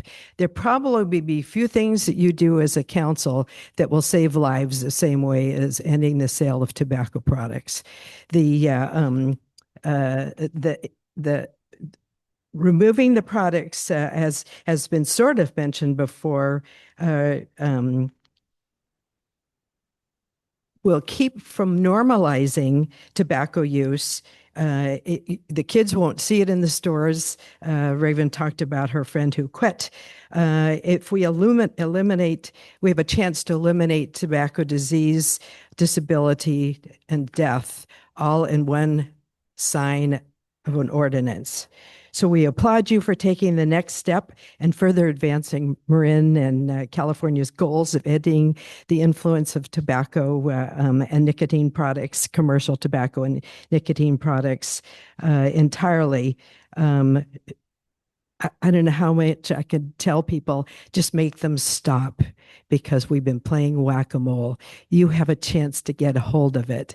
And I cannot thank you enough on behalf of your community. Thank you. Thank you. Is there anyone else in the room who'd like to speak? If not, we'll move on to our online attendees. Thank you, Mayor. I currently have 5 online attendees with raised hands and 1 emailed public comment. All right. Starting with online attendees, I will allow Bob Ravazio to talk. Hello, Bob. Hi, hello. Hello. Thank you for letting me. Can you hear me? Yes. Okay, great. Thank you. I'll just speak and I'll look at this from the perspective of a former council member. And first thing you look at is fiscal impact. So let's examine the fiscal impact of this potential ordinance. Total tobacco revenue in the report is $172,000. So the town share from a sales tax perspective is what, maybe 2% of that? So that means what, maybe $4,000 total if you were to ban tobacco sales would be the fiscal impact on sales tax revenue. So that's item 1. Second thing, the rule I always operated by in my years on the council is do what is best for the town public health and safety, period. That's how you make your judgments. And it is very clear to me that what is best for the town public health and safety in this case is a total ban on tobacco products. That's very clear. More importantly, though, it is what is absolutely best for the young people of this community. They need this protection, and we have an opportunity to be a leader here in Marin County and really take the lead on this and ban tobacco sales. So I encourage you very strongly to give that direction to the staff tonight to completely ban tobacco sales and to do it as quickly as possible. Thank you very much. Thank you. Thank you. And the next attendee I'll call on is Ashley. Hello, Ashley. Good evening. My name is Ashley Boston, and I'm the Bay Area and Central Coast Chapter Chair for California Fuels and Convenience Alliance. While I do understand today the goal of reducing tobacco use, a local sales ban will not eliminate tobacco or nicotine consumption, unfortunately. Adults who choose to purchase these products will simply buy them in neighboring communities, online or elsewhere. Unfortunately, the banning of tobacco sales will not disappear. The sales will just simply move out of the town. What does change is the impact on local businesses. So the 7 retailers affected by this proposal have invested in the community, created jobs, paid taxes, and operated responsibly under an increasingly strict state and local, regulation structure. The ban would punish these responsible businesses without addressing the underlying demand for the products. So for many tobacco retailers, in this case, it could be convenience stores, field retailers, tobacco and nicotine sales represent an important source of revenue that basically helps them support employee wages, staffing levels, and overall business operations. So when those sales leave town, the economic impact is felt by local business owners and local employees. So the question really before you is not whether, tobacco use exists or not, because unfortunately it does. The question is whether those purchases occur at a regulated, responsible retailer, or whether the appearance of that burden is shifted so that they occur somewhere else. Thank you so much. Thank you, Thank you. Ashley. The next person I will call on is Bridget Clark. Hello, Bridget. Hi, can you hear me? Yes. Hi, thank you. I grew up in Corte Madera, and my father sadly was addicted to cigars, and I tried hard to help him with his addiction. Sadly, he wasn't able to meet his grandchildren, and I miss him dearly. And I hope that you really see this as a public health issue. As much as the tobacco industry and the convenience stores talk about, it's a sad thing. No, public health is more important. I can't emphasize that enough. And I know Corte Madera can do better. There's so many products that we could come up with to make up for that tax loss. And I really, as Bob Ravazio said, I just hope that you can think of what is best for our community. And yeah, that's basically what I want to say, because with Father's Day coming up, I think of my dad every day.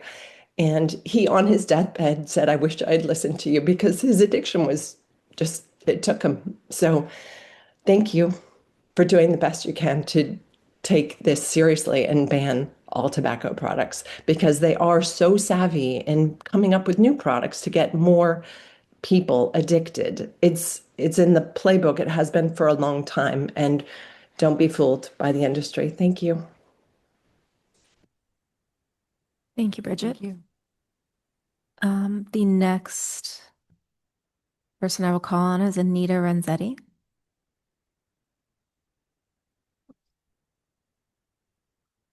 Oops. What just happened? I lost Anita.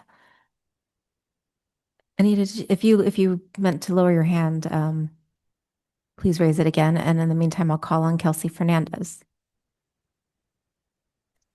Good evening. Can you hear me? Yes. Hi, Mayor and council members. This is Kelsey Fernandez. Thank you so much for discussing the possibility of ending the sale of tobacco and nicotine products in Corte Madera. I really appreciate the town's continued leadership in protecting youth. To address the impact of policy on youth use, a UC San Diego analysis that was published in JAMA in April of this year tracked more than 2.8 million California students, and they found that youth vaping declined in communities that adopted local flavor bans. With the reductions emerging in years after the policy took effect. Sales restriction doesn't change behavior overnight, but it does gradually close off the easy on-ramps so that fewer young people ever start. When a product is no longer sitting on the corner store shelf, a meaningful portion of that demand never forms in the first place. Also, retail compliance doesn't close off retail as a youth access channel. The two most common workarounds don't depend on non-compliance by the store owner. Fake IDs and shoulder tapping are two common ways that youth get access to storefront products. It's a well-established finding that close to 90% of lifelong smokers started before the age of 18. So early prevention is the clearest way that we can save lives. Thank you again for your thoughtful consideration. Thank you. Thank you. The next person I will call on is Jasmine and Cisco. Jasmine? Can you hear us? Yes, good evening, Mayor and council members.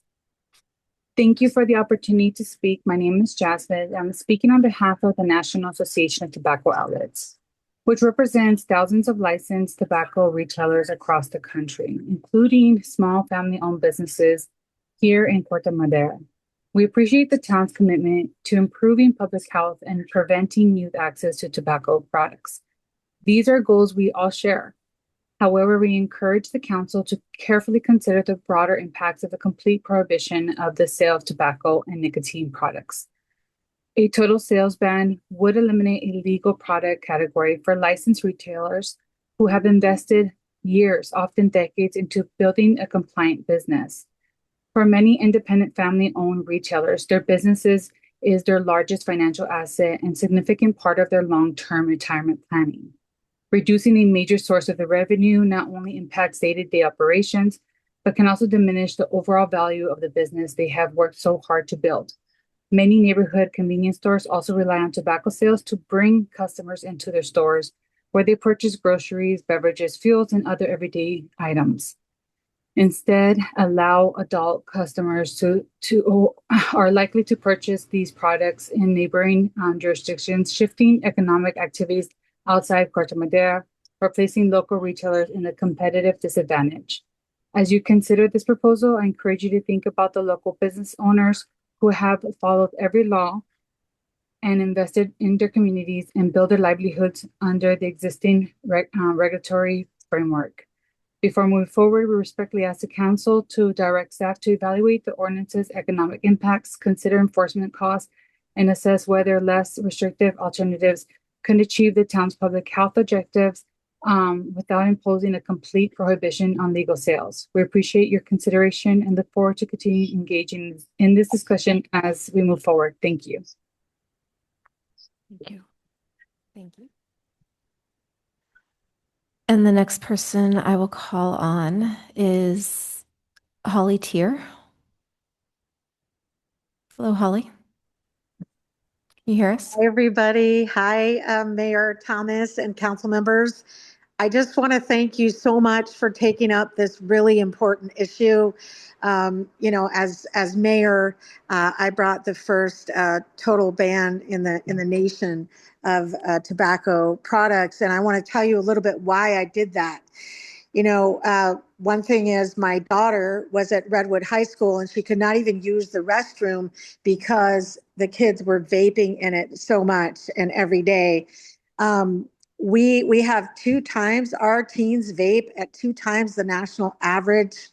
And we can help stop that by doing a total ban. Corte Madera can join the wave of Mill Valley, Ross, Tiburon, and bring the nation to see that we should not be selling these products. Another thing that has not yet come up this evening that's very important is that cigarette butts are actually the most littered product in all of the world. They are made out of plastic and they find their way into our waterways, into our ocean. And so tonight you can make a difference. You can really, there's not often as council members and mayors do we get to really do something that makes a big difference in the lives of people. But tonight you have an opportunity to actually save lives and protect the environment. So I just want to ask you to please, follow the national lead and join us in bringing a total ban on the sale of tobacco products without exemption. Thank you so much for your service. I know how hard you all work, and thank you for your time. Thank you. Thank you. The next attendee I will call on is Bob Curry. Hello, Bob. Hi. Good evening, Mayor and council members. First of all, I just want to thank you for the ordinance that you all voted to adopt several meetings ago. I'm co-chair of the Smoke-Free Marin Coalition, sent you a letter highlighting our reasons for asking you to now pass an end of sale without exemptions. Now, I'd just like to speak on the concern I've experienced with some cigar smoking. The U.S. Food and Drug Administration stated cigars are not a safe alternative to cigarettes, and cigar smoke is at least as toxic as cigarette smoke, if not more. Large cigars can deliver as much as 10 times the nicotine 2 times the tar and even 5 times the carbon monoxide of a filtered cigarette. I have a good friend. He decided to stop his 2-pack-a-day cigarette habit or his addiction. Unfortunately, he decided smoking cigars would be healthier. He now smokes and inhales large cigars all day long. His secondhand and third-hand smoke is surely more dangerous to those around him. There is no safe level of tobacco and nicotine use in any form. Please consider an end of sales without exemptions. Thank you very much.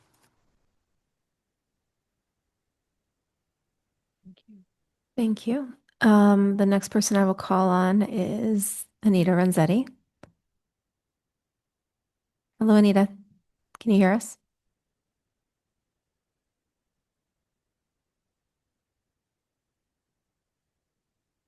Anita. Oh, there we go. Hi, everyone.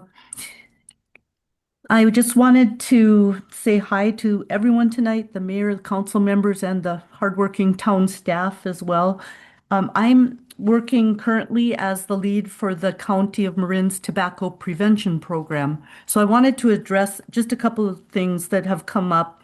I'm not able to take a stand on this discussion in terms of a possible ordinance, but I do want to point out that I would be the lead for education of the retailers, enforcement, working with the sheriff's department as well as local law enforcement, and of course, implementation of whatever you choose to do tonight. With that in mind, I wanted to correct a couple of things that I heard the lobbyists have said earlier tonight. One of them being that people would just shop at local, other stores nearby. That questions about exemptions. All of this has been covered in some very recent studies, including a January study here in 2026 from Boston University, showing that there are all of these things that are sort of boogeymen that people put up as, oh, this is going to happen and this is going to happen. Actually, it was relatively smooth, and within 3 months, 90+% of the folks in these 2 cities had stopped selling tobacco. The retailers were on board, but because of careful planning. And they learned other things, such as that the exemptions that were provided even within a process and with appeals and everything else, caused some hard feelings with other retailers. So they said, be careful. If you decide to do exemptions, make sure that you've really thought it through. So I'm just speaking from logistical perspective. And again, we'll support whatever you decide to do and move it forward in a very organized, clear, communicative way with all parties involved. Thank you. Thank you. And it looks like we have one last raised hand from Natalie Roman. Hello, Natalie. Hi. Good evening, Mayor and council members. My name is Natalia, and I want to share my experience as someone who struggled with nicotine addiction as a teenager. When I was younger, I felt targeted by tobacco companies. Tobacco and nicotine products seemed to be everywhere, with the marketing making them look harmless, appealing, and normal. As a teenager, it was easy to believe that trying them once or twice would not lead to anything serious. But that was not my experience. What started as curiosity quickly became a habit, and eventually an addiction. At the time, I did not fully understand how powerful nicotine addiction could be. I thought I could stop whenever I wanted, but quitting turned out to be much harder than I ever imagined. It took me a long time to overcome that addiction. There were setbacks, frustrations, and many attempts to quit before I finally succeeded. The addiction affected my health, my confidence, and my daily life. Even after I stopped using nicotine, it took time to recover and move forward. Because of that experience, I think about the young people growing up in our community today. While adults who choose to use tobacco products can still make that decision for themselves, reducing exposure to these products can help protect young people from starting down the same path. Fewer opportunities to see, access, and be influenced by tobacco products may mean fewer young people developing addictions that can last for years. My hope is that future generations will have fewer experiences like mine and more opportunities to grow up in environments that support their health and well-being. Thank you for listening and for considering these experiences of people who have struggled with nicotine addiction. Thank you. Thank you. And I believe that is it for no, there are no additional attendees with raised hands. And the emailed public comment we received was already spoken to by one of the attendees. All right, thank you. I will upload her email in case there's any difference, but she did already have 2 minutes. Okay, great. So I'm going to bring this back to the dais for discussion. It looks like we sort of inadvertently did a little bit of discussion when we were doing the questioning phase. But just want to hear folks' thoughts on it. Can we, would you like to start? Is that okay? Sure, go right ahead.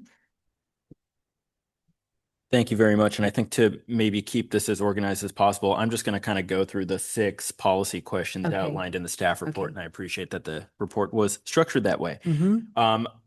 Item 1 on the question of whether or not there should be exceptions, my feeling is no. I think the only specific exception that I've heard raised would be an exception for cigars. My feeling is if we are cutting out exceptions for specific types of nicotine products or tobacco products, this is not an end to sales. And I think it kind of begs the question, why are we doing this? So my feeling is in light of the public health threat that these tobacco products pose and thus the public expense that they pose, I would propose that we move forward without exceptions as we discussed in previous meetings. Item 2, operative date, implementation timeline, and existing licenses. I'm flexible on timeline. I want to move with urgency here, but I also want to make sure that we are leaving time to adequately engage and work with retailers in town to make sure that they're supported. I guess I was open to the idea of license attrition until I realized that what that meant as proposed in the staff report is until the business, attrition of the business rather than of the license. And that doesn't sound like something that's likely to happen on any sort of nearer term timeline. So I'm leaning away from attrition. Similarly, I suppose not inclined towards a hardship exemption, but I guess if we hear from our retailers that that's something that they, that would be necessary to make this work for them, I guess I'm open to it. I feel like we can probably work with them through engagement and through setting an implementation timeline and an enforcement procedure along with business support that works for them. I think that might be a more sensible route. Item 3, again, any exceptions or prohibition, my feeling is no. Item 4, enforcement approach. I support staff's recommendation in the staff report on enforcement approach, just, going with the county department and having local enforcement as a backup. Item 5, transition assistance and future review. Absolutely support transition assistance as part of our outreach. I mean, we care a lot about our business community. We want to be here to support our business community. And if there's any publicly available resources that we can help connect them with to make this easier for them, by all means, let's do that. When it comes to, future review, I know that we as a council and as a staff are constantly keeping an eye on everything that we do to see how it performs. So I would expect nothing different here. And then finally, item 6, outreach and timing for return to council.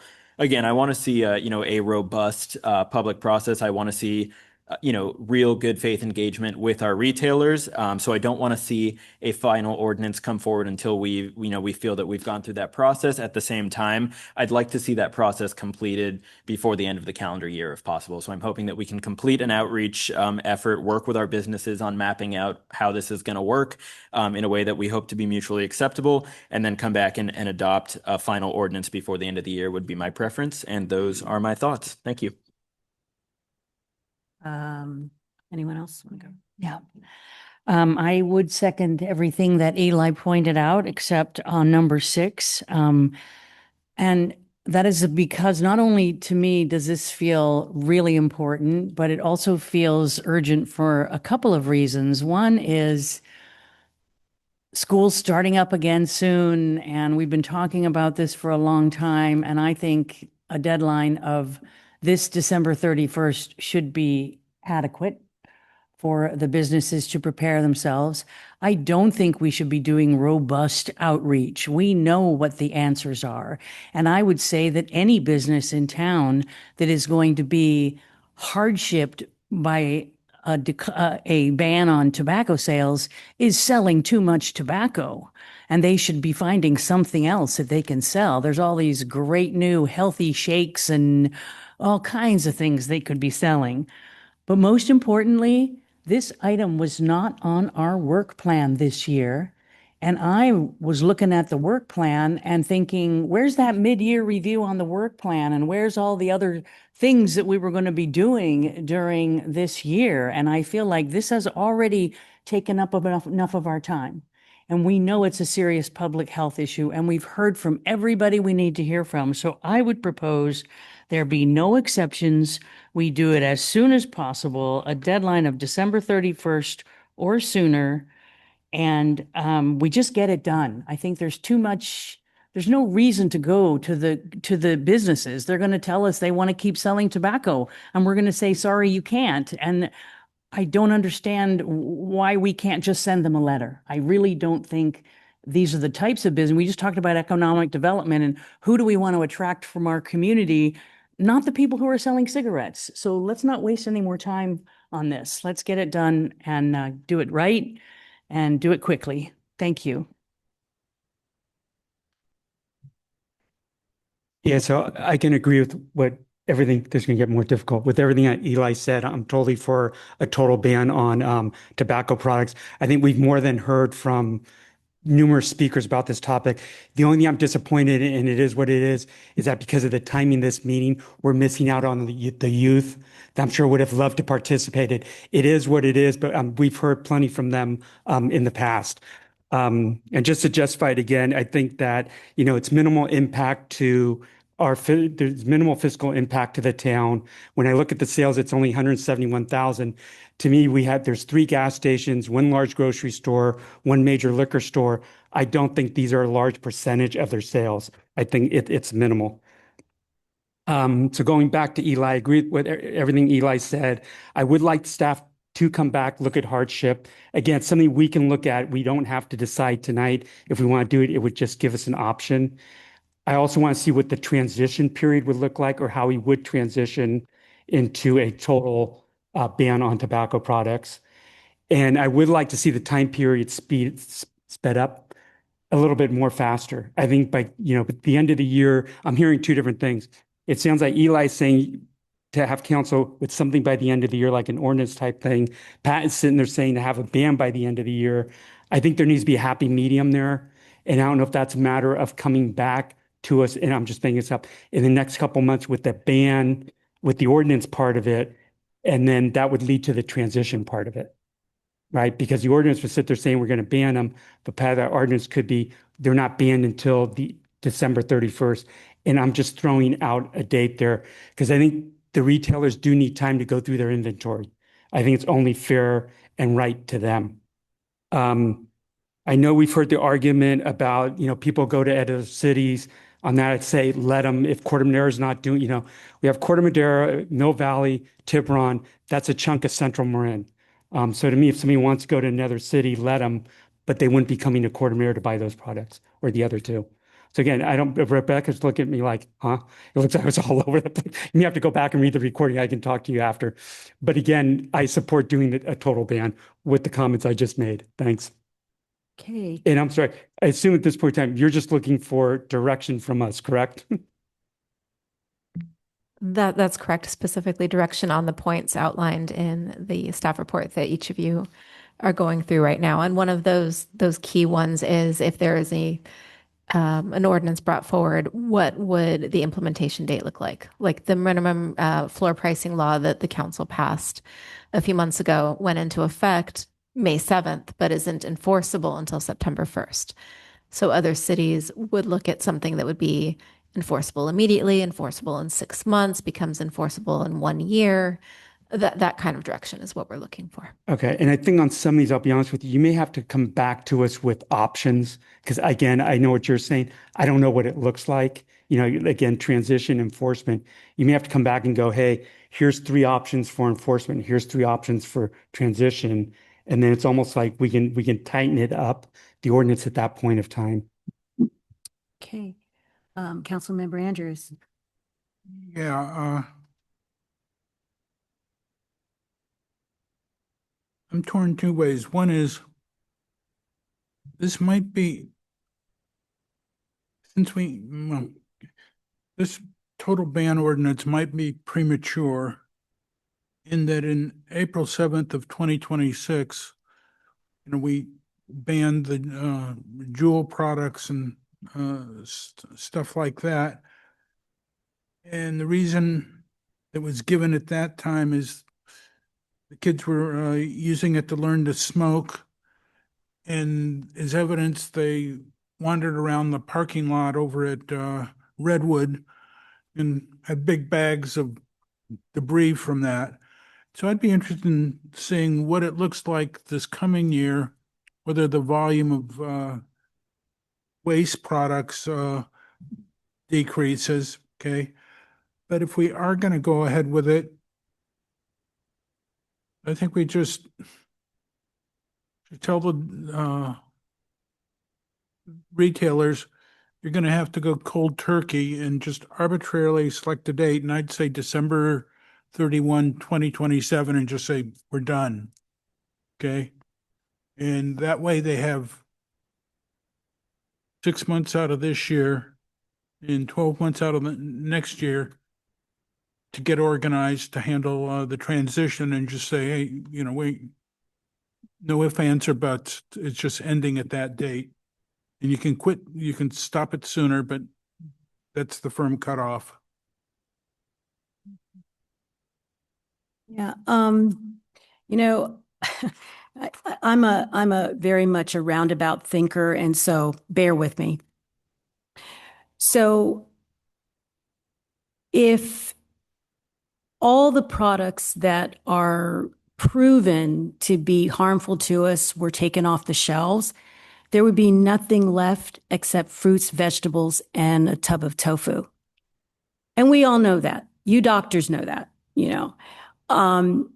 And so it does concern me a little bit that we would ban completely a legal substance. And I know how bad it is. My mother-in-law died from disease with cigarettes. And when she was in the hospital the last time, she knew she was dying. She goes, I have to tell you, I still want a cigarette. So it is really, really addictive. And I get it. And I know that. But the issue is for me, and it's not, and I'm just putting this out there because I think people need to think about that, is that I don't know where we start and where we end if we are, because, there's foods that we eat that are not good for us, but, they're not banning cookies. And, there's a lot of things that are out there. But I will say that getting back to whether or not to put this on, I'm looking at the points. And as far as exceptions, I think as far as like with the cigars, the issue with that is it seems like it's kind of a, kind of a bourgeois thing to smoke cigars. And so it would be odd to kind of just have an exception for cigars. And then timeline, I would say definitely give people time to sell through what they have. I know that is cringeworthy for a lot of folks. But I think we need to give them a timeline. I would say no sooner than the end of the year, but maybe, a little, maybe more time if the council chooses that. So to put together an ordinance for that would have it end at the end of the year. No attrition, hardship exemption. I think we should look at that. I think we need to hear what's going on with people. Because these are business owners that, serve our community. They deserve some consideration. Transition assistance, yes. Future review, yes. I'd say review it in 2 years. Outreach and timing, yes. And I think those are all of the points, right? Okay. So do we have like we're just giving you the direction. So we're not going to say how many want this and how many want that, right? I think we've already. Yeah, they did. But what I'm saying is when she for the direction to the staff about what to come back with.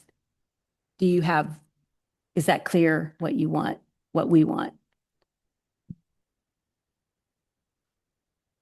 Yes, on some parts, Okay. no on others. Okay.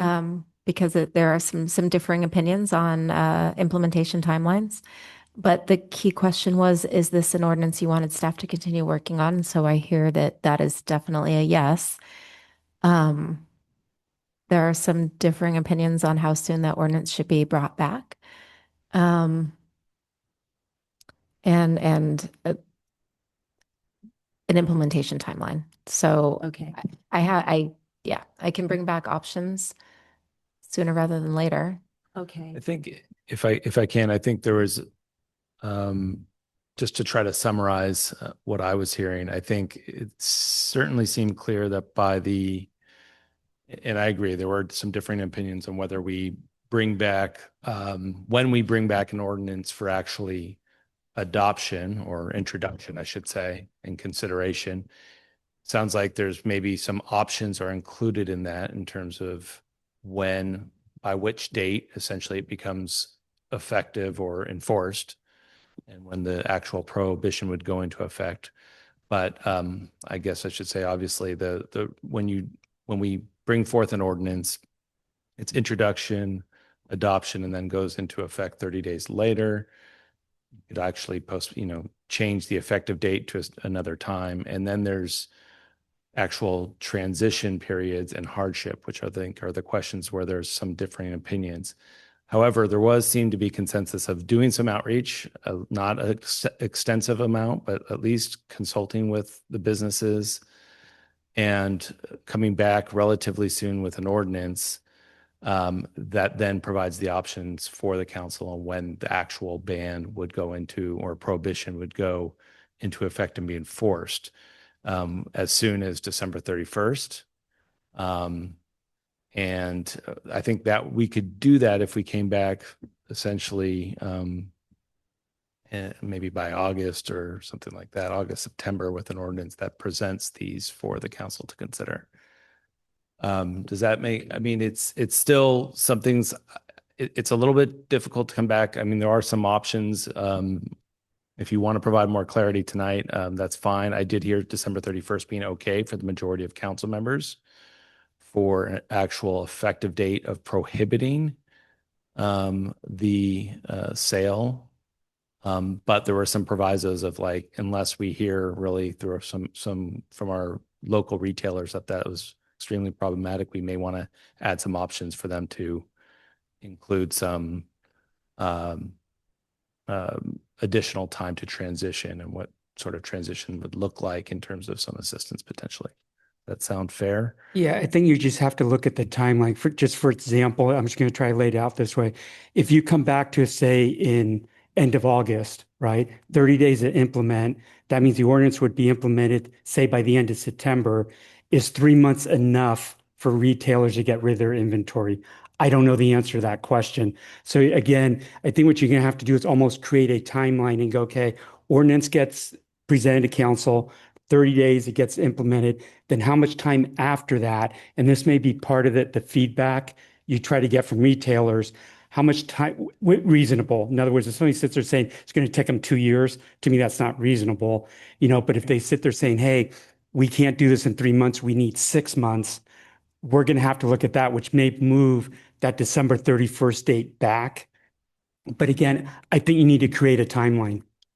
Yeah, absolutely. So could I say something, please? Yes. Thank you, Councilman Mayor. Cavazzi. Thank you very much for recognizing me. Appreciate it.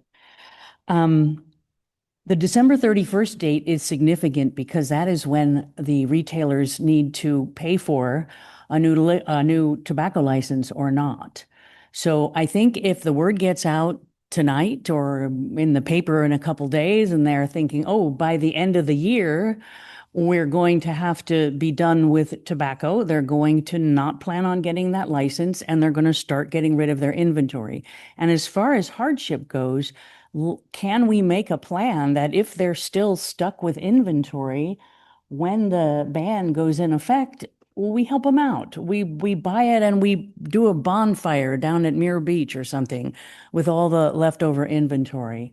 But I think we need to get the word out that this is happening so that our businesses can begin to deal with that fact. And the more we waffle around, no offense, like a bunch of scared little, I don't know what we're being. We've decided that it's really important, and now we're, wanting to hold the hands of the people who are killing our community. And I just don't think that's the way to go about it. I think we need to move quickly. And I think December 31st is really a key date. I mean, and waiting till next December 31st, quite frankly, would be, I think, torturous for the people in the community who have worked so hard and come to us with such commitment and such bravery. For us to say it's going to take another year and a half, I think I would feel ashamed if that was the best I could do. Just a couple of comments on that. I don't think we're talking about a year and a half, but this is just in our town attorneys here. Until we finalize the ordinance and we approve the ordinance, nothing is in effect. So you can go to retailer and go, hey, start selling now, but that ordinance is not in effect. So you have to look at it from a lawful standpoint. If the retailers decide to do that on their own, then that's fine. But I think to start promoting now, sitting there saying, we're going to be passing this ordinance and get rid of your inventory, I think that's putting the cart before the horse. Councilman Andrews. I think this issue is sufficiently important that maybe we should wait until after the election so that the people, when they're voting, it can be one of the issues they consider. And, But it's not on the ballot. In what way? You can ask the candidate, where do you stand on this? Okay. If they say I'm gung ho, I'm for it, that's one thing. I'm dead set against it, I'm not, and if I'm in the middle, otherwise, it's. Hey, Jim, I hear what you're saying, but I think it's before us now. And to me, we have a fiduciary responsibility as an elected official to take action on it at this point of time and in this moment, and not kind of go, people may or may not be here, and to look to the future again. To me, that's our, again, responsibility as an elected official to make these types of decisions Run on a no at this smoking moment. platform last time? Pardon? Did you run on a no smoking platform last time? No, but it wasn't before us, and I wasn't on council. I may not have been on council if it was. And I think a key thing is we haven't had a single person from the public speak against this unless they were in the retail business. We haven't had any residents come and say, don't do this. Not a single one in all the public hearings. Well, I don't want us to get too far afield. Let's come back. If I Just stating a fact. I think we will shoot, and I'll look to Rebecca in terms of how quickly. Again, I think tonight we also approved the cancellation of the second meetings in July and August. I think that was on the consent calendar. So what I would like to do is give us some time. We can come back in August, the first meeting in August, with a draft ordinance. And in the meantime, we'll do whatever sort of communications we can to our local retailers and get some more information based on the comments that we had this evening.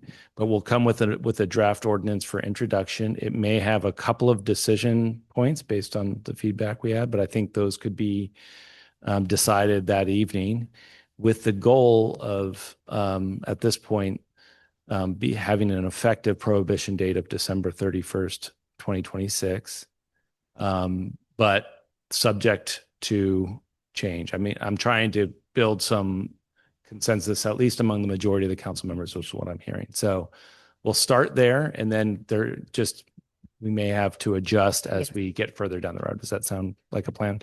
Yes. Thank you. Sounds good. All right, then. And then I'll just ask you again, Rebecca, are we making sense for you? Create the report.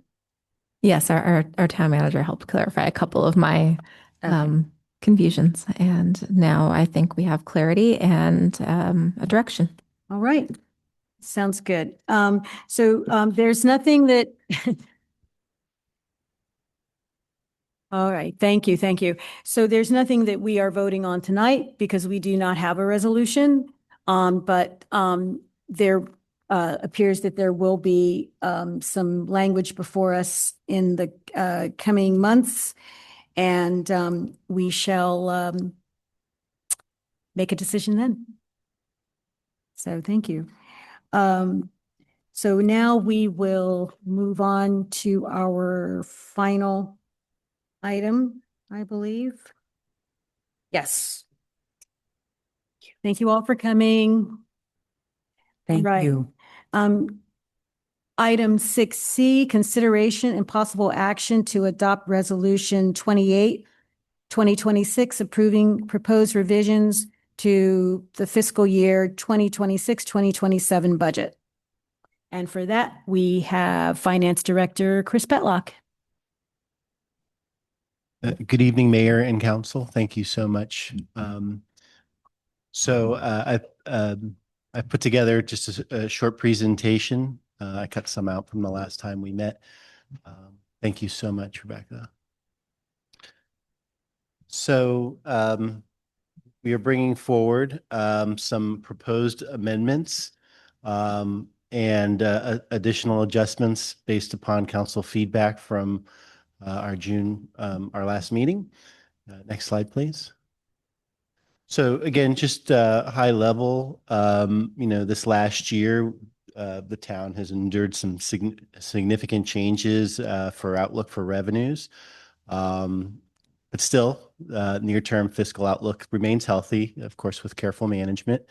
And the town should be able to continue to provide the existing high level of service programs and capital improvements that the council has tasked us with. Next slide, please. So again, just again, an overview. So the town budget fiscal year begins on July 1st, ends on June 30th. The town council adopted a 2-year budget on July 1st of 2025, which covered the fiscal year 25-26 and the current 26-27 fiscal year. So we've been updating council and the public all along the way with reports and reviews. We came back and met on June 2nd to provide some feedback on proposed amendments for the 26-27 adopted budget. Next slide, please. And so the reason for these changes, really, the biggest changes where this has really been the sales tax forecast from the consultant ringing the alarm bells for us and cutting 8% out of the current fiscal year, and then forecasting a 10% reduction in the upcoming fiscal year. Also, with the shift in the ambulance revenue moving out of the town's general fund and into the Central Marin Fire Authority, which is predicated by Ross Valley Paramedic Authority and their changing of their finances and how that has kind of come back through Central Marin Fire and then to the town's budget, of course. Also, we need to update our fee studies and economic development plan, which was discussed earlier tonight, which was also on the staff work plan. We also needed to update the equipment and technology fund. There was just some changes in updated equipment purchases needs from Department of Public Works, as well as changes within how we're funding Central Marin Fire Authority's equipment purchases for both a command vehicle and debt servicing. And finally, the Parks and Rec Department has asked to recast their budget. Again, we were really just kind of got out of line on forecasting revenues within the Parks and Rec budget before I got here. And then also a need to create an intergenerational center department budget, which we're hoping will be opening shortly. Next slide, please. So, of course, the department heads have all been asked to review their budgets, and most of them are assembled here tonight to answer your questions if you have anything that I can't answer. Since adopting the 2-year budget, things have changed as we've been discussing. And and then since adopting the 2-year budget, also major reduction in projected sales tax and again, the change in ambulance billing revenue. Next slide, please.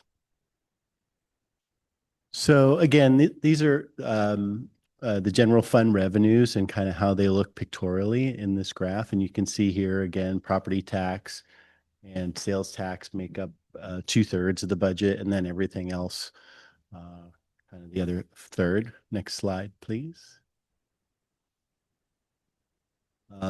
Most significantly, and we've talked about this a lot, is the change in sales tax revenue over the coming years. And again, in the current year, 25-26, HDL, our sales tax consultant, is forecasting about an 8% reduction from the initial budgeted forecast. And then for next year, again, 11%. And the graph here shows what was initially budgeted, that blue line that kind of rises above the green section. And the green section is really the new forecast, at least through 2030. Next slide, please.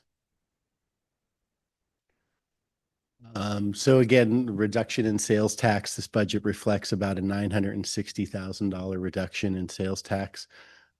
Also shifting $1.5 million of ambulance billing revenue out of the general fund and into Central Marin Fire Authority.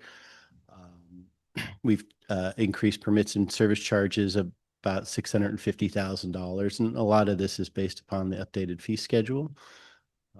And then overall general fund revenue is expected to decrease that by 1.7 million, which is the combination of all those factors. Next slide, please.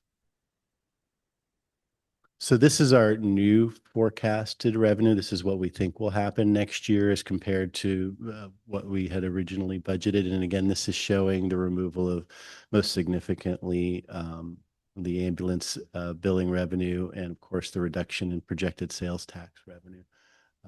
And still sales tax and property tax are making up the lion's share of the town's budgeted revenues. Next slide, please.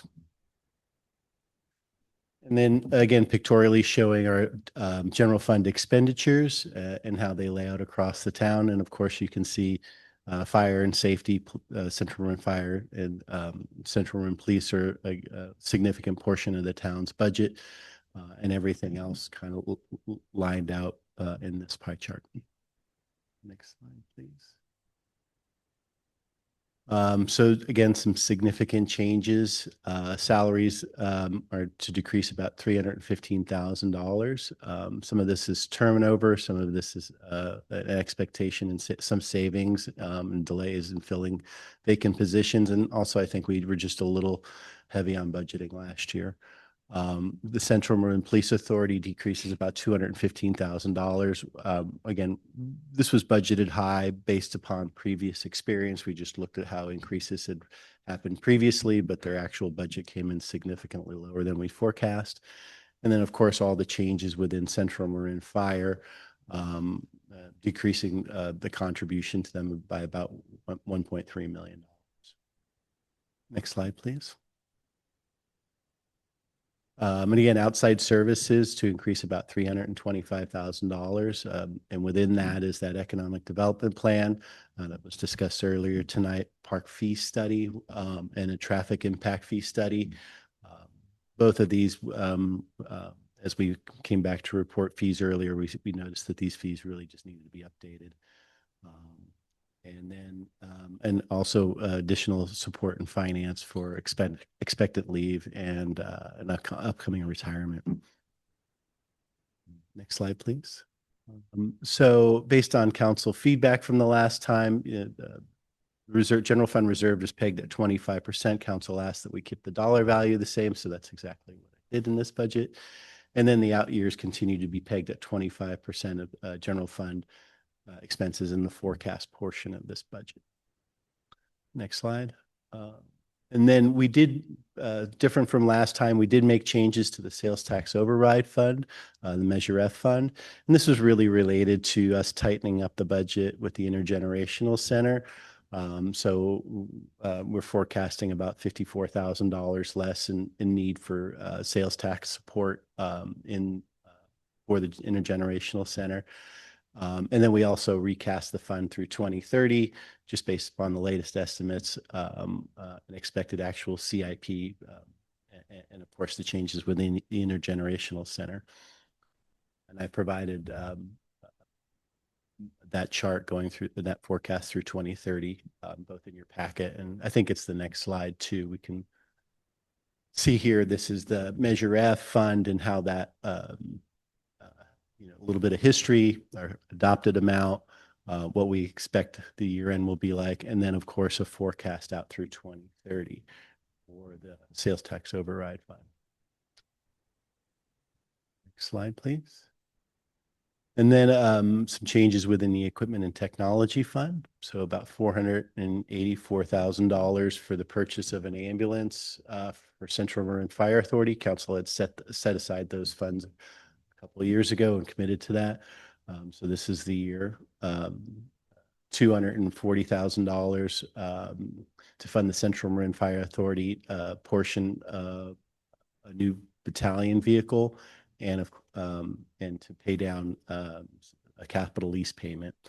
Also changed within that fund is $206,000 of increasing expenditures for the purchase of equipment, which includes the flail mower, new backhoe, and another mower.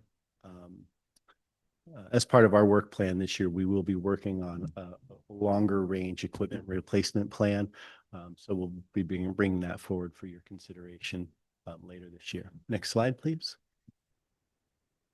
And then again, Parks and Rec revenue, which is its own fund outside of the general fund. I just wanted to, again, display how the revenue comes in for Parks and Rec. You can see, again, the lion's share is sports programs and enrichment, and the other programs. And Tim's here to answer any questions I might not know tonight for you. Next slide, please.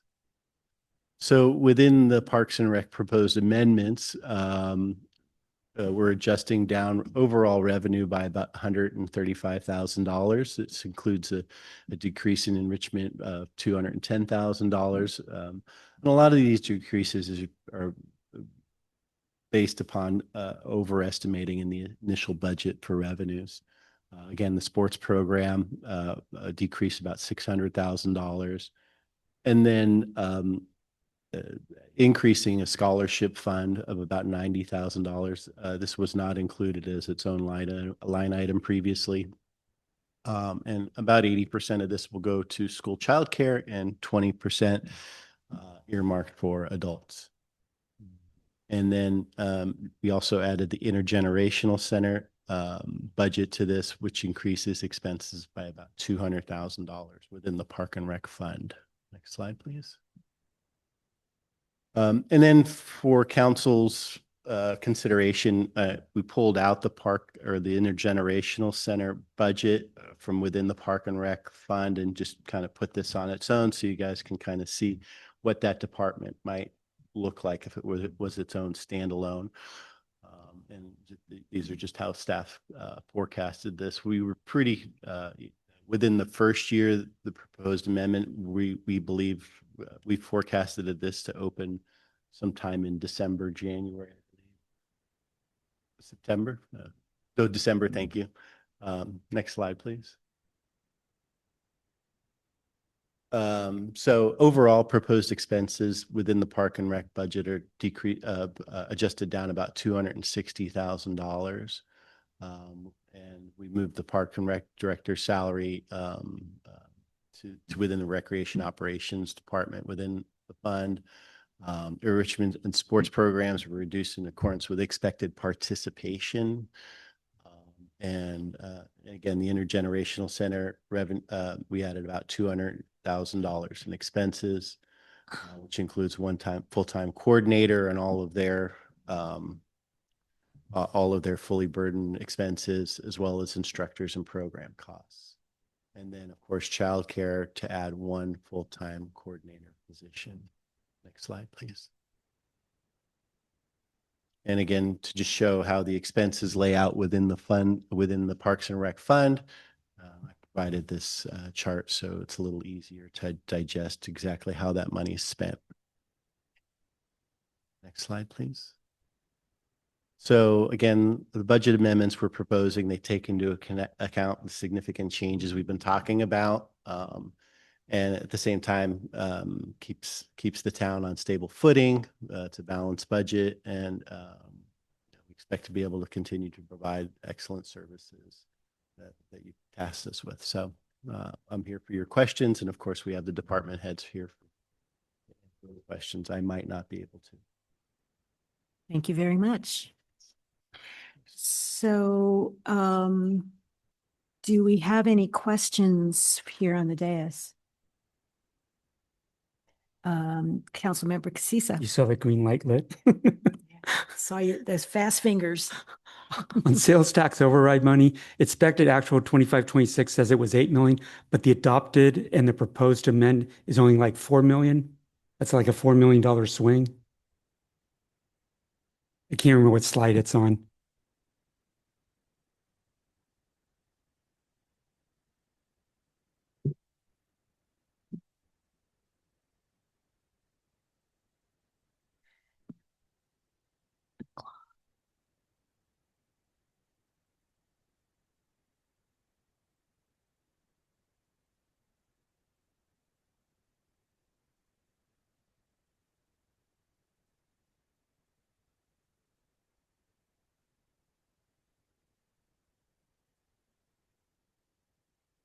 It's a slide 16. Oh, I think it's 50, it might be 15.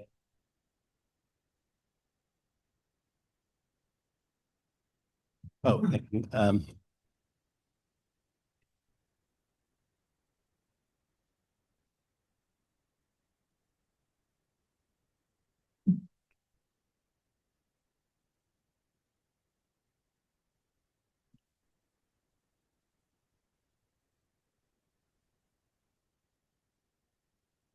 That's the one. So when you look at 25-26, expected annual actual is like 8,000,006. Adopted is 4,000,007. That's the fund balance. I'm sorry that that was the beginning fund balance and the sales tax revenues. The blue line is the expected fund balance, and then the line right below that is the sales tax revenues. And let me just look and make sure I have that thinking. So the balance basically drops like 4 million or so. So I'm just going to here. So we're expecting.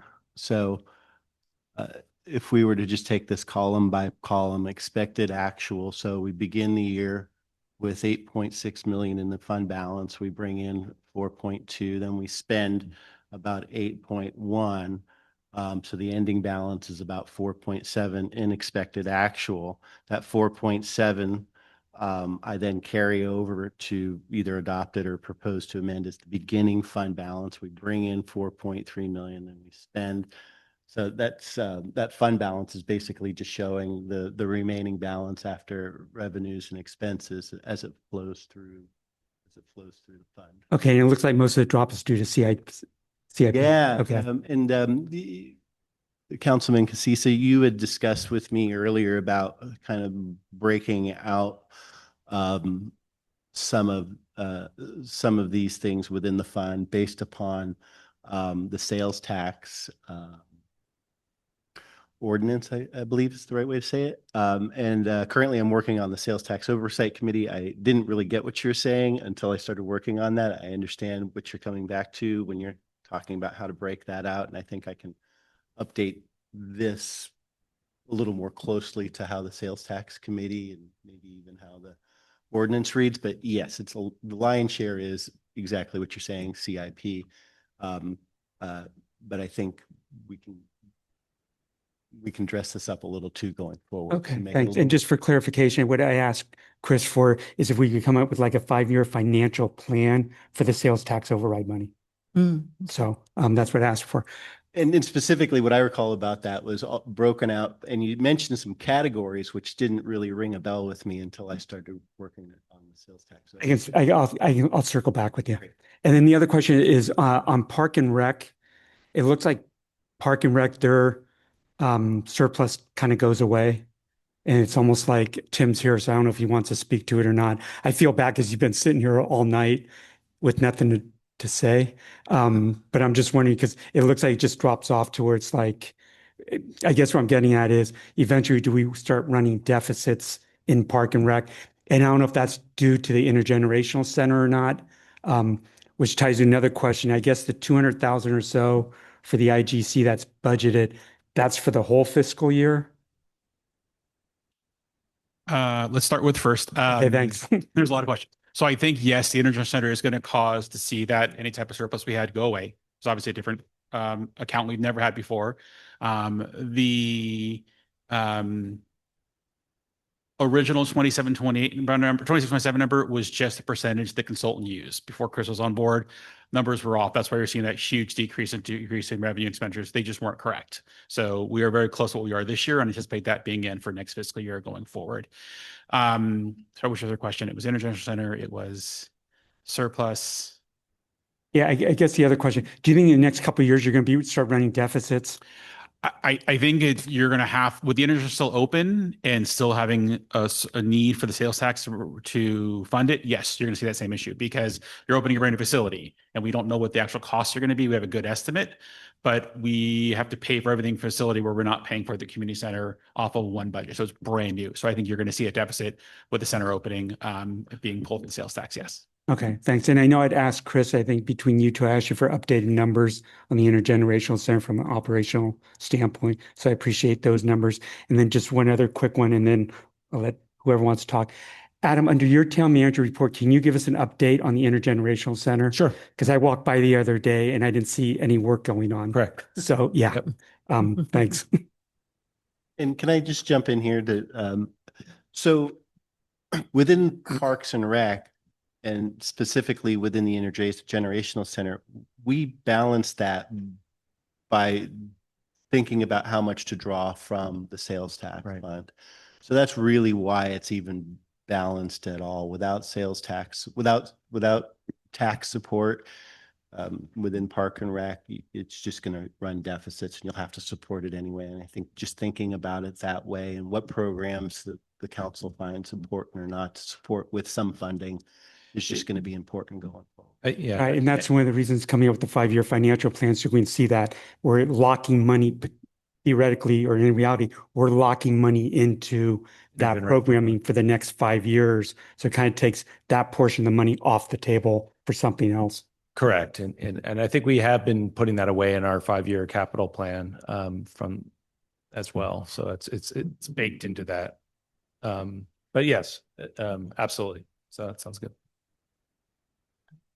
I just have one quick question, not really related to the budget. I think all of that looked great. I like the fact that we're getting a close-up look. The county has let us know that they have money available for community development projects just like this one. And I'm wondering, are we pursuing that money? Are we doing something to get some funds in? Yeah, Dennis Rodoni said that. Absolutely. Yeah. Yeah. No, I just essentially we're trying to get the full. This has been a helpful exercise because what we're doing is accumulating the total expected capital costs for this project, and that basically I've already had those discussions with the supervisor, and so we'll get that process started as soon as we can nail that down and get that off to them. So yeah, working with them. Do we have a grant writer these days? We don't. No, and this is not a formal grant. I shouldn't say a grant process, but okay. I've talked to him about how he would like to receive that information. So, but just clarify, those monies coming from the county are for the construction build out, right? They're not for ongoing, correct, either current or ongoing program. They're just strictly for the build out. That's right. I know I had conversations with Supervisor Rodani also. So I just want to clarify that. Thanks. Absolutely. Okay. Any other questions on the scent? And Andrews? Our finance department keeps the books and records for the Central Marin fire, correct? Yes, we do. Yes. And I do. When are you going to be able to split out regular fire costs versus paramedic costs? on a monthly, quarterly basis? Sure. July 1st. We will start Starting that next year. right there. Good. So it's a two-step for total transparency. This year, we're just going to do it as a department. I have every expectation we'll have to set up a separate fund within CMFA. We'll see how that goes. But so I think this year we'll just see it as a separate department, but possibly in the years after you might see it as a separate fund in CMFA. In that I understand it, Ross Valley Paramedic Authority really will be reimbursing CMFA for the operation of the ambulance service. It's totally outside and separate of CMFA. Just follow that thought all the way through. Good enough. Thank you. All right. Do we have any other questions from the dais? No. Okay. Then I will open for public comment. Is there anyone in the room who'd like to speak on this subject? I see a familiar face. Good evening, Mayor Thomas and council members. Carla Condon, and I am the administrator for the Age-Friendly Intergenerational Center since its first day 8 years ago. And also, I'm the administrator for Age-Friendly Solutions, which is the 501c3 that has been financing the Intergenerational Center since almost the beginning. But at any rate, what I'm hoping that you will learn from my experience, and this is so minuscule compared to the overall budget that we're speaking about tonight, I would really like to encourage you to eliminate the amount of the membership dues for the Intergenerational Center. When we first opened, we had the gold membership and we had the silver membership, and everybody got these really wonderful heavy duty cardstock cards that they would put with their Visa card. And the amounts were really nominal. We had the software that made it easy to track, that we could tell when it was up for renewal.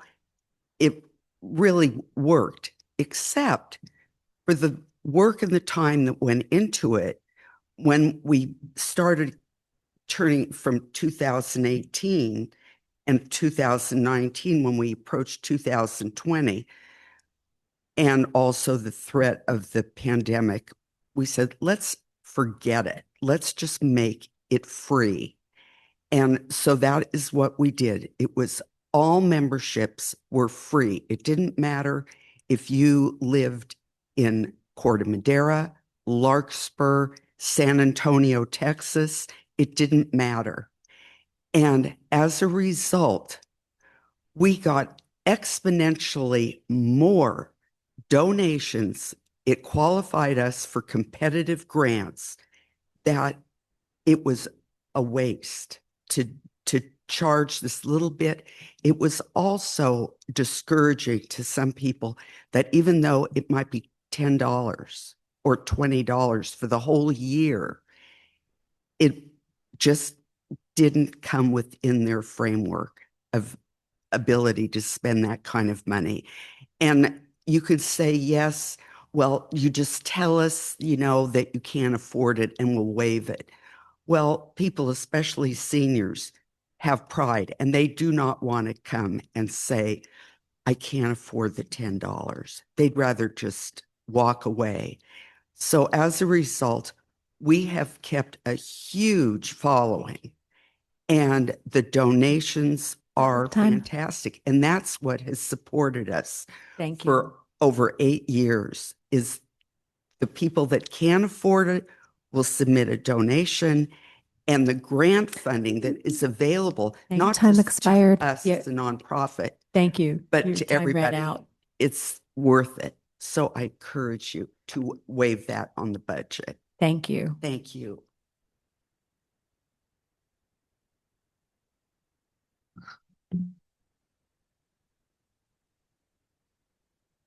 I just want to make a quick comment about the jewel that is the Park and Recs department in this town and what a tremendous contribution it makes to the lives of young people and old people and everybody that uses the facilities.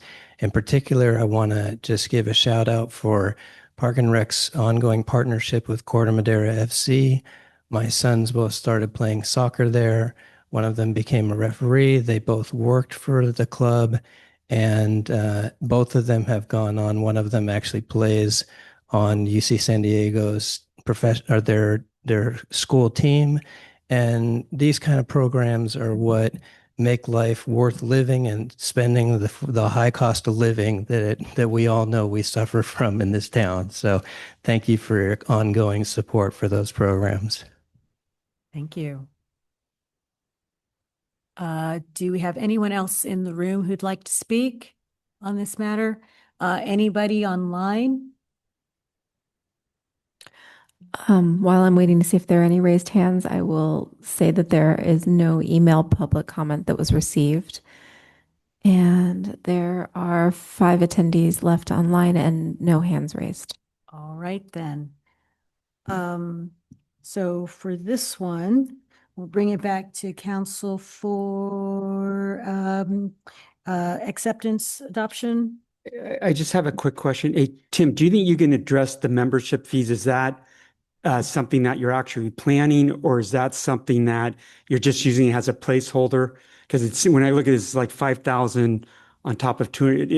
In the overall scheme, it just seems like it's minimal. And again, I don't know if it's more work than it's worth it, or if it's carved in stone, or if it's still open for discussion. Nothing's carved. It was a placeholder. When we looked at other centers that are open, they have a suggested donation for membership fees.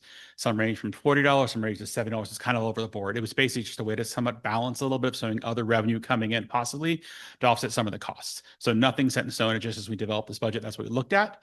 But most places I've looked at have some type of membership fee, and it either can be waived, it could be scholarship, but it is something that's built into most of these places that have either ongoing senior free programs, or ongoing intergenerational programs, or drop-in free programs. So that's just a membership fee that has some bind people to be part of the King Center. Okay, so it still is open for discussion. It's Absolutely. Nothing's okay. And I would notice we also just didn't put a line item here for donations, but we hope clearly that we will get some donations as this opens and people, as Tim says, and as Carla says, want to be part of this center. Well, and also I think if I could, we're going to need to be a little flexible because that space isn't huge. So if we get a really great response like the program got before, maybe we will have to prioritize Corte Madera residents in some way.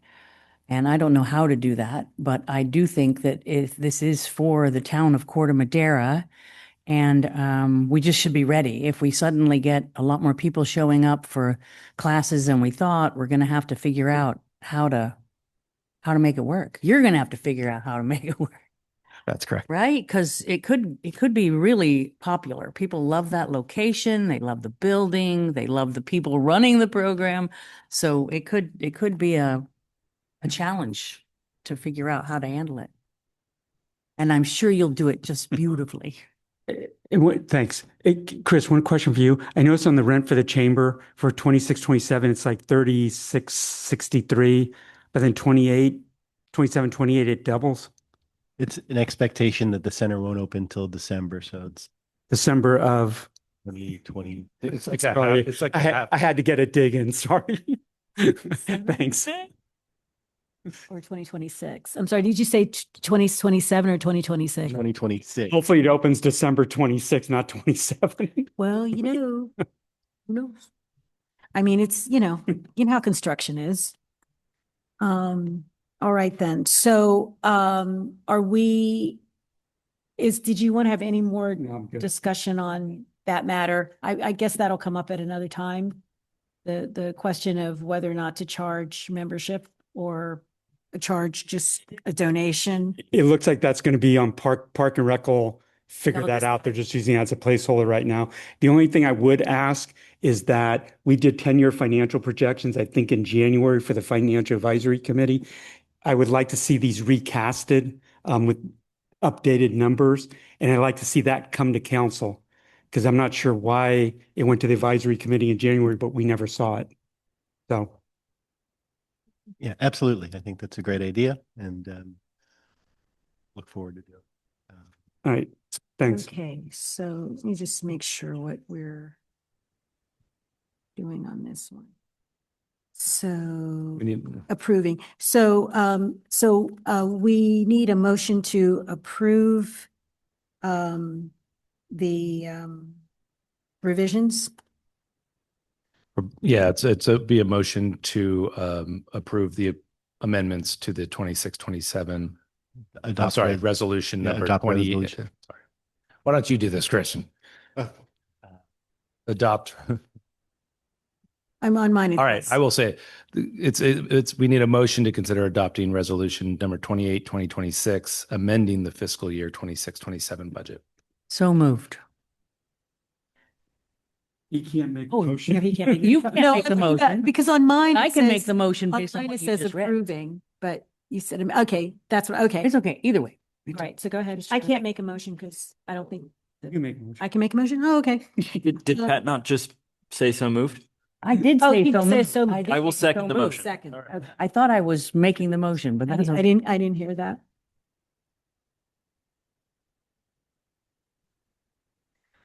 Okay. Oh, and I noticed we had a raised hand, but I believe it was after we closed public comment. Councilmember Anders, Yes. Councilmember Beckman, Yes. Councilmember Ravazio, Yes. Vice Mayor Casissa, Yes. and Mayor Thomas. Yes. Thank you. That motion passes. All right, then. Now we move to council reports, starting with the town manager, please. Of course, I get you mid-chew. Do you want me to come back to you? No, sorry. Okay, I think I should do the intergenerational center update. So, okay. so we have issued, and I should say Department of Chris Good has issued the notice to proceed to our contractor. That was last Wednesday. So the working days will start June 25th, which is when we expect the contractor to start. We have a pre-construction meeting, I think next week early next week, either Tuesday or Wednesday, I think it is. And we are finalizing in the last throes of just getting the building permit approved by the building department. So that will start the construction timeline, and we're expecting a 4-month construction schedule. So that's where we are with that. I'm sorry, one quick suggestion, because I noticed when I walk by there's cars parking in the garage underneath. You may want to think about starting to lower the gate so residents can't park in there. Yeah, we've talked to the property manager about that. Okay. I'm already giving them a heads up and a notice on that, so they're aware. Thanks. And what about the coming soon sign that we were sort of waiting for? There's a sign downstairs. I see. We have to just get it stuck into the ground. Yeah. And so that will be up very soon. Carlo did. Let's see. I have a couple other reports. I'll try to be brief. I know we have some time here. So one, I will just a little bit of an update. We are going to get some signage in the council chambers to start before we get to the outside of the buildings, but we have some logos, Corte Madera logos that will be affixed to the podium, and then also behind the council chambers in the back there. So you'll have those Corte Madera emblems and logos that will then, I think, finish off the inside of the council chambers for long overdue, I will say myself. So the Planning Commission last Tuesday night did approve the 56 Madera proposed residential senior living and memory care project 4 to nothing. So that will be coming to the council on July 7th at the next council meeting for consideration and possible approval. And then finally, I just wanted to mention that at our last, we had a Bay Cities Joint Powers Authority meeting, our insurance, joint pooled insurance program and providers. And so the board met and we not only approved a budget for next year, but also for the first time that I am aware of, the town is going to be purchasing earthquake insurance, or a form of earthquake insurance. And it's about a $2 million coverage. It's called parametric earthquake insurance, which is it's a whole different scheme of how earthquake insurance works. But it's on the road to providing more of the standardized.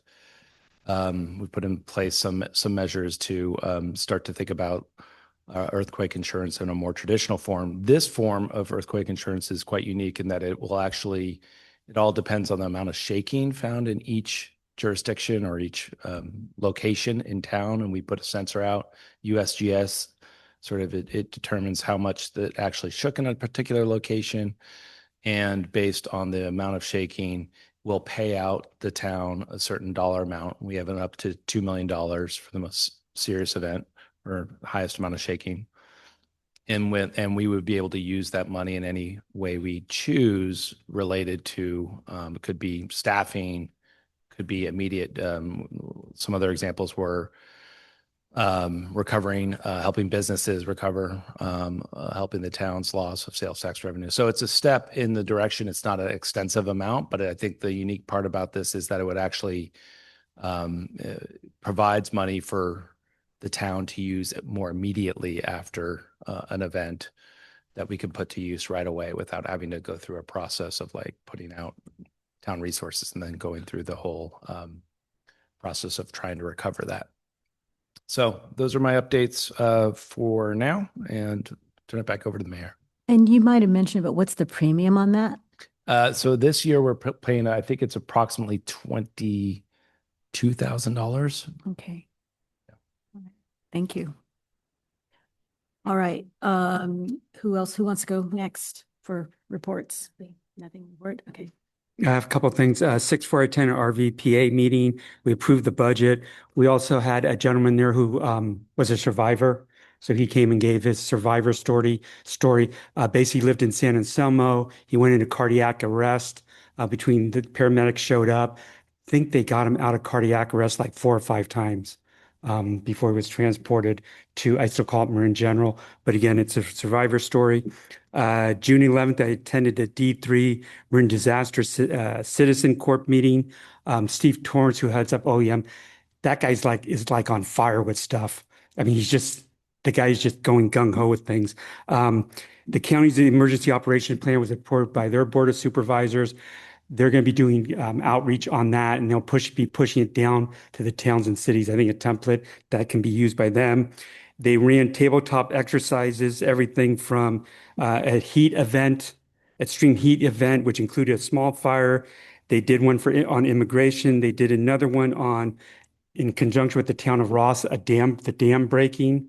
And some of the stuff sounds far-fetched, but again, they're teeing up their plan. So if there is an emergency, they have something shelved that they can use. They ran another larger simulation in conjunction with the city of San Rafael, where there was an incident. City of San Rafael escalated that up to OEM. OEM also coordinated that incident with the city of San Francisco and the county of Alameda. So again, they're just doing a lot of work there. They also purchased 3 trailers that have barriers in them, or that have barriers that can be deployed. And I noticed the other day that the city of Mill Valley used them for the Dipsy. There's about 7 or 8 orange barriers that come off these trailers that can be used, and they're movable. Those are available to towns and cities. He was going to be pushing it out to the police chiefs, because the first thing I thought of, and I'll probably reach out to him, is Chief Norton and Central Marin Police, where they may be able to use those for like 4th of July. And again, it's a resource that the county has. And then on 6/14, I partially attended the first summer series concert with the town band in Town Park. Except for the wind, it went really well. And that's all I have. Oh, I'm sorry. One other small thing. This came up at OEM. I guess it was publicized. San Francisco this year, I guess their fireworks display that they usually do at Pier 39 or wherever, it looks like they're actually going to be doing fireworks off the towers of the Golden Gate Bridge. And then they're going to have some barges, I think, by Pier 39 somewhere else. OEM will be involved in that because it looks like they will be shutting down the bridge. I don't know the timing of that. Mayor Lori just announced that, I think this week. And again, OEM, people just think it's Office of Emergency Services, it's something happens, but they're really far reaching on what they're accomplishing and what they're doing. Great. All I right. just read they're closing the bridge at 8:30 and the fireworks are at 9:30. Hour to Clear the bridge. the bridge. And just one last thing, I did invite OEM because they're trying to do community outreach to see if they wanted to participate in the 4th of July parade. Oh, So they're looking at that. It may just be a vehicle, but I figure again, it's just something different for outreach. that would be amazing. All right. So, Councilmember Beckman, do you have anything? All I have to report is yesterday we had an MCE special board meeting for a closed session. All right. And Councilmember Andrews. Yeah, on June 8th, I attended the flood control board meeting. One thing, as everybody probably knows, they're projecting that we are going to have a super El Nino this year. We had one in 1982, a lot of flooding. 1998, we had more flooding. So the flood control board's working on it.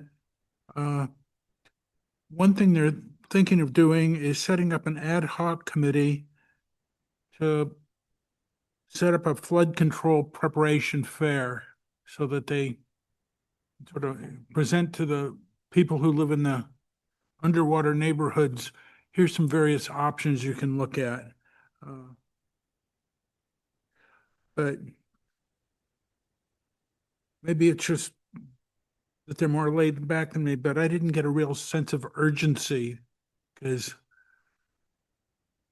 you know, if things aren't in place by Thanksgiving, it's going to be really hard to order anything at that time. So just hope I'm misreading the signs. So it is about 9:30. Do we need to make a motion to? We're like 1 minute short unless you want to talk fast, but I'll make the motion to extend the meeting 10 minutes. Seconded. Yeah. Okay, all in favor? Aye. Aye. Okay, great. Because I only have one thing. I went to the planning commission meeting on the 9th and heard about 56 Madera Avenue. So it's very interesting. And that is, I believe, oh, the only last thing is, does anyone have anything they want to have on the next agenda? Any suggestions? Not necessarily the next agenda, but we did talk at the beginning of the year about some kind of mid-year work plan review. So whenever, I know we've got 2 canceled meetings in July and August, right? So whenever you can slide it in there. All right. Thank you. All right, then. So with that, we will adjourn. Oh, I'm sorry. Do we have one more thing? We have raised hands. Oh, we have raised hands. On item 8, I'm guessing. Item 8? Item 8? Oh, The agenda? discussion of the draft agenda. Oh, we don't usually do public comment on that, on the, I have to do it sometimes, so. we have to do it sometime. We have to? I have to? Um, All right, there's one hand raised. well, 2 hands actually. The first one is Roy Wolford. Okay. I will allow 2 minutes. Hello, Roy. Good evening again. I don't need 2 minutes. The past, at open time, this meeting and the previous meeting, I asked the town to put on the agenda the issue of addressing flooding. Why are you refusing to do that? That's misconduct if you don't start addressing flooding and we get flooded sometime this year and the following years. You got to put this on the agenda and keep it on the agenda. I'm talking about flood defense. So please discuss it tonight.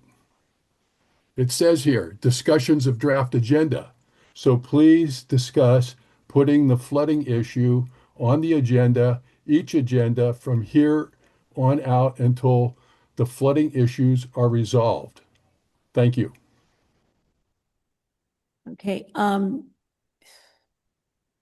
okay, so why don't we, okay, who's the next person? We have another hand raised? It was Patty Stolier. Okay. Hello, Patty. Thank you, Rebecca. Thank you all. I'm sorry to be tardy in getting my point across, but Adam mentioned about donations and that it wasn't a line item on it yet. I really hope that we can start establishing some sort of donation stream now, as people are anticipating with much excitement what's going to be coming, so that we can start collecting donations. And I don't know if I'm supposed to talk to Adam or Amy or Chris Petlock or have a big meeting with everybody, but I really would like to see that happen. Thank you so much. All right. So public comment now is closed. I move we adjourn. Okay. Okay. Yes. Well, we don't have to take a vote for that. We are adjourned. All right. So does anyone? We start up the sewer district. Right, the sewer district, but does anyone need a break? I need to. Okay, go ahead. All right. Sorry, we'll 2 minutes and we will start SD2.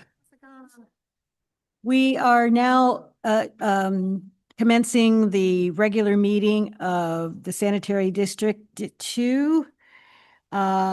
Shall I have a roll call, please? Oh, there she is. Andrews. Everybody sound off. I'll do Board Member Andrews. Oh, sorry about that. Board Member Andrews. Yes. Board Member Beckman. Here. Board Member Ravazio. Here. Vice President Casissa. Here. And Board President Thomas. Here. Thank you. All right. Serious.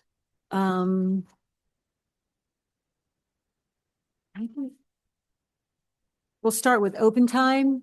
Open time is available to anyone who wants to speak to anything that is not on the docket. You may speak now. Do we have anyone in the room? Anyone online? I am not seeing any raised hands from online attendees, and we did not receive any emailed public comments. All right.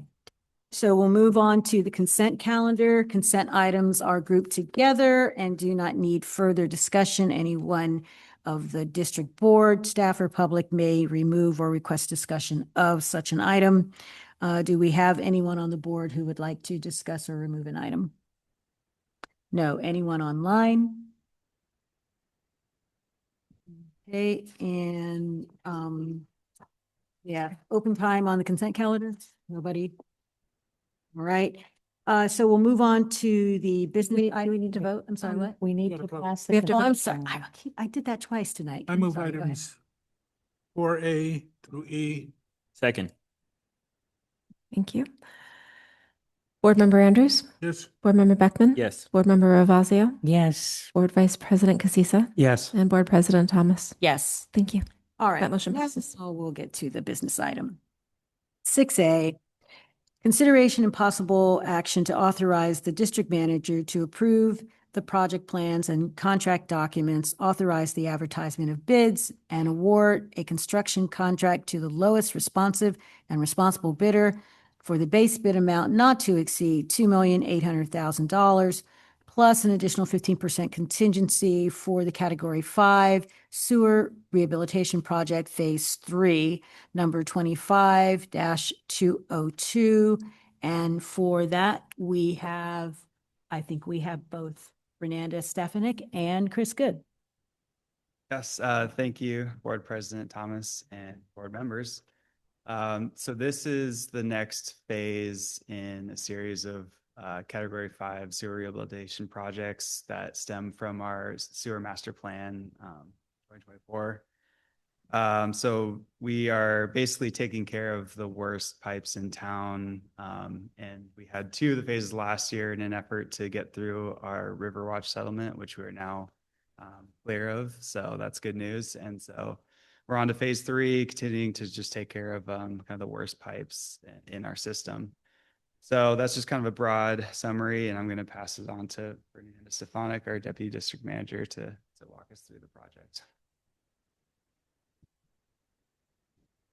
Good evening, President and board members. Next slide, yeah. The goal of this project is to fix the problematic sewer lines that it was identified in the master plan that needs attention right now. These problems include old pipes that allow water to enter in the system, pipes that have low areas or sagging, damage such as cracks, roots, and broken joints. We also include additional pipe segments to coordinate with the 2026 road project, the pavement project. Next. The project includes work in several locations.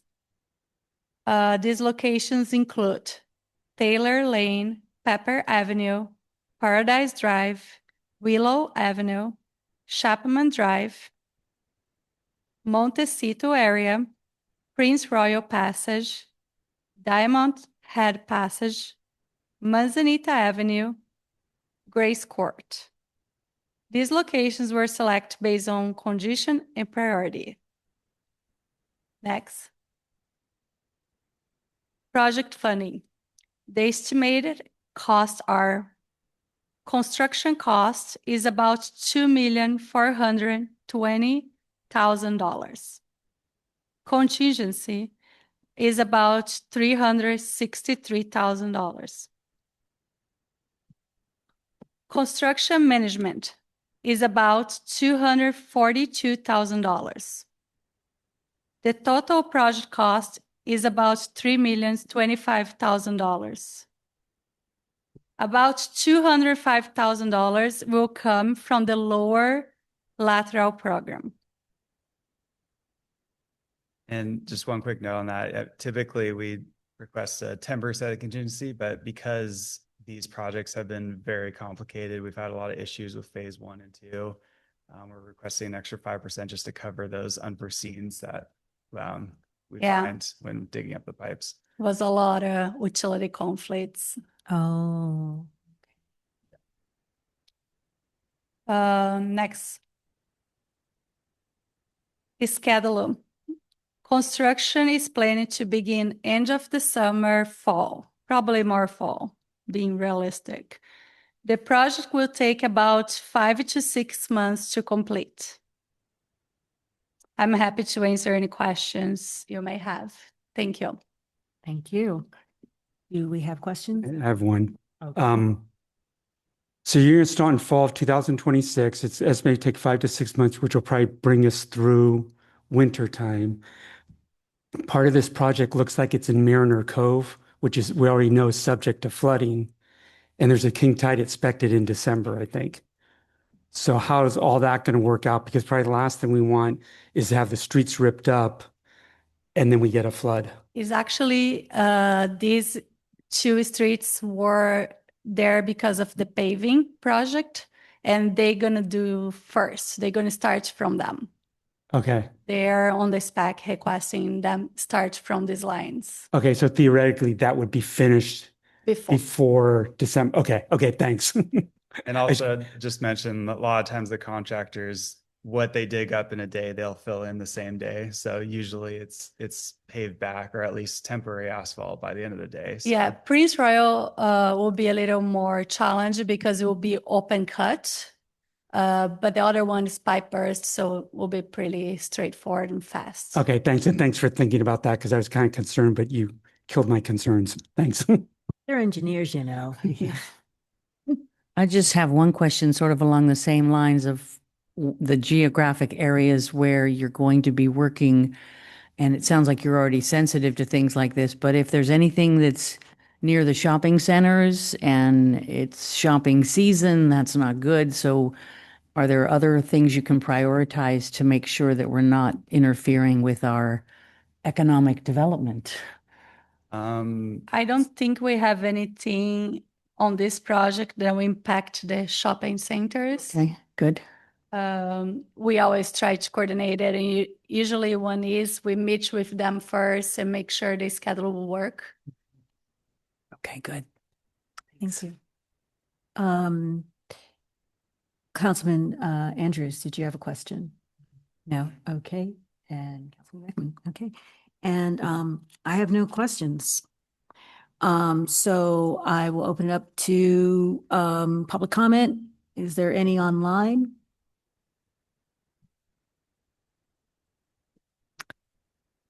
I am not seeing any raised hands from online attendees, and we did not receive any emailed public comments. All right, then. Well, I will ask for a motion. I'll make a motion to approve business item 6A as stated in the staff report. And it looks like it's project number 25202. And I'll second. Board Member Andrews? Yes. Board Member Beckman? Yes. Board Member Ravazio? Yes. Board Vice President Casissa? Yes. And Board President Thomas? Yes. Thank you. That motion passes. Thank you. And do we have any district manager or board member reports? The only thing I have is that continuing to work with the consolidation or on consolidation with our JPA members. And I believe we'll be coming back in August with a agreement with LAFCO and to also select who will be on that consolidation. That's all my updates for tonight. Thank you. Members?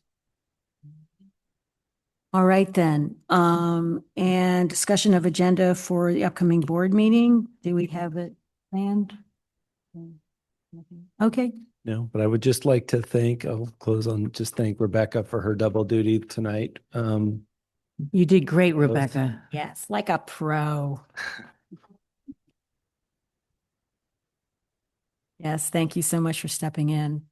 So with that, we are adjourned.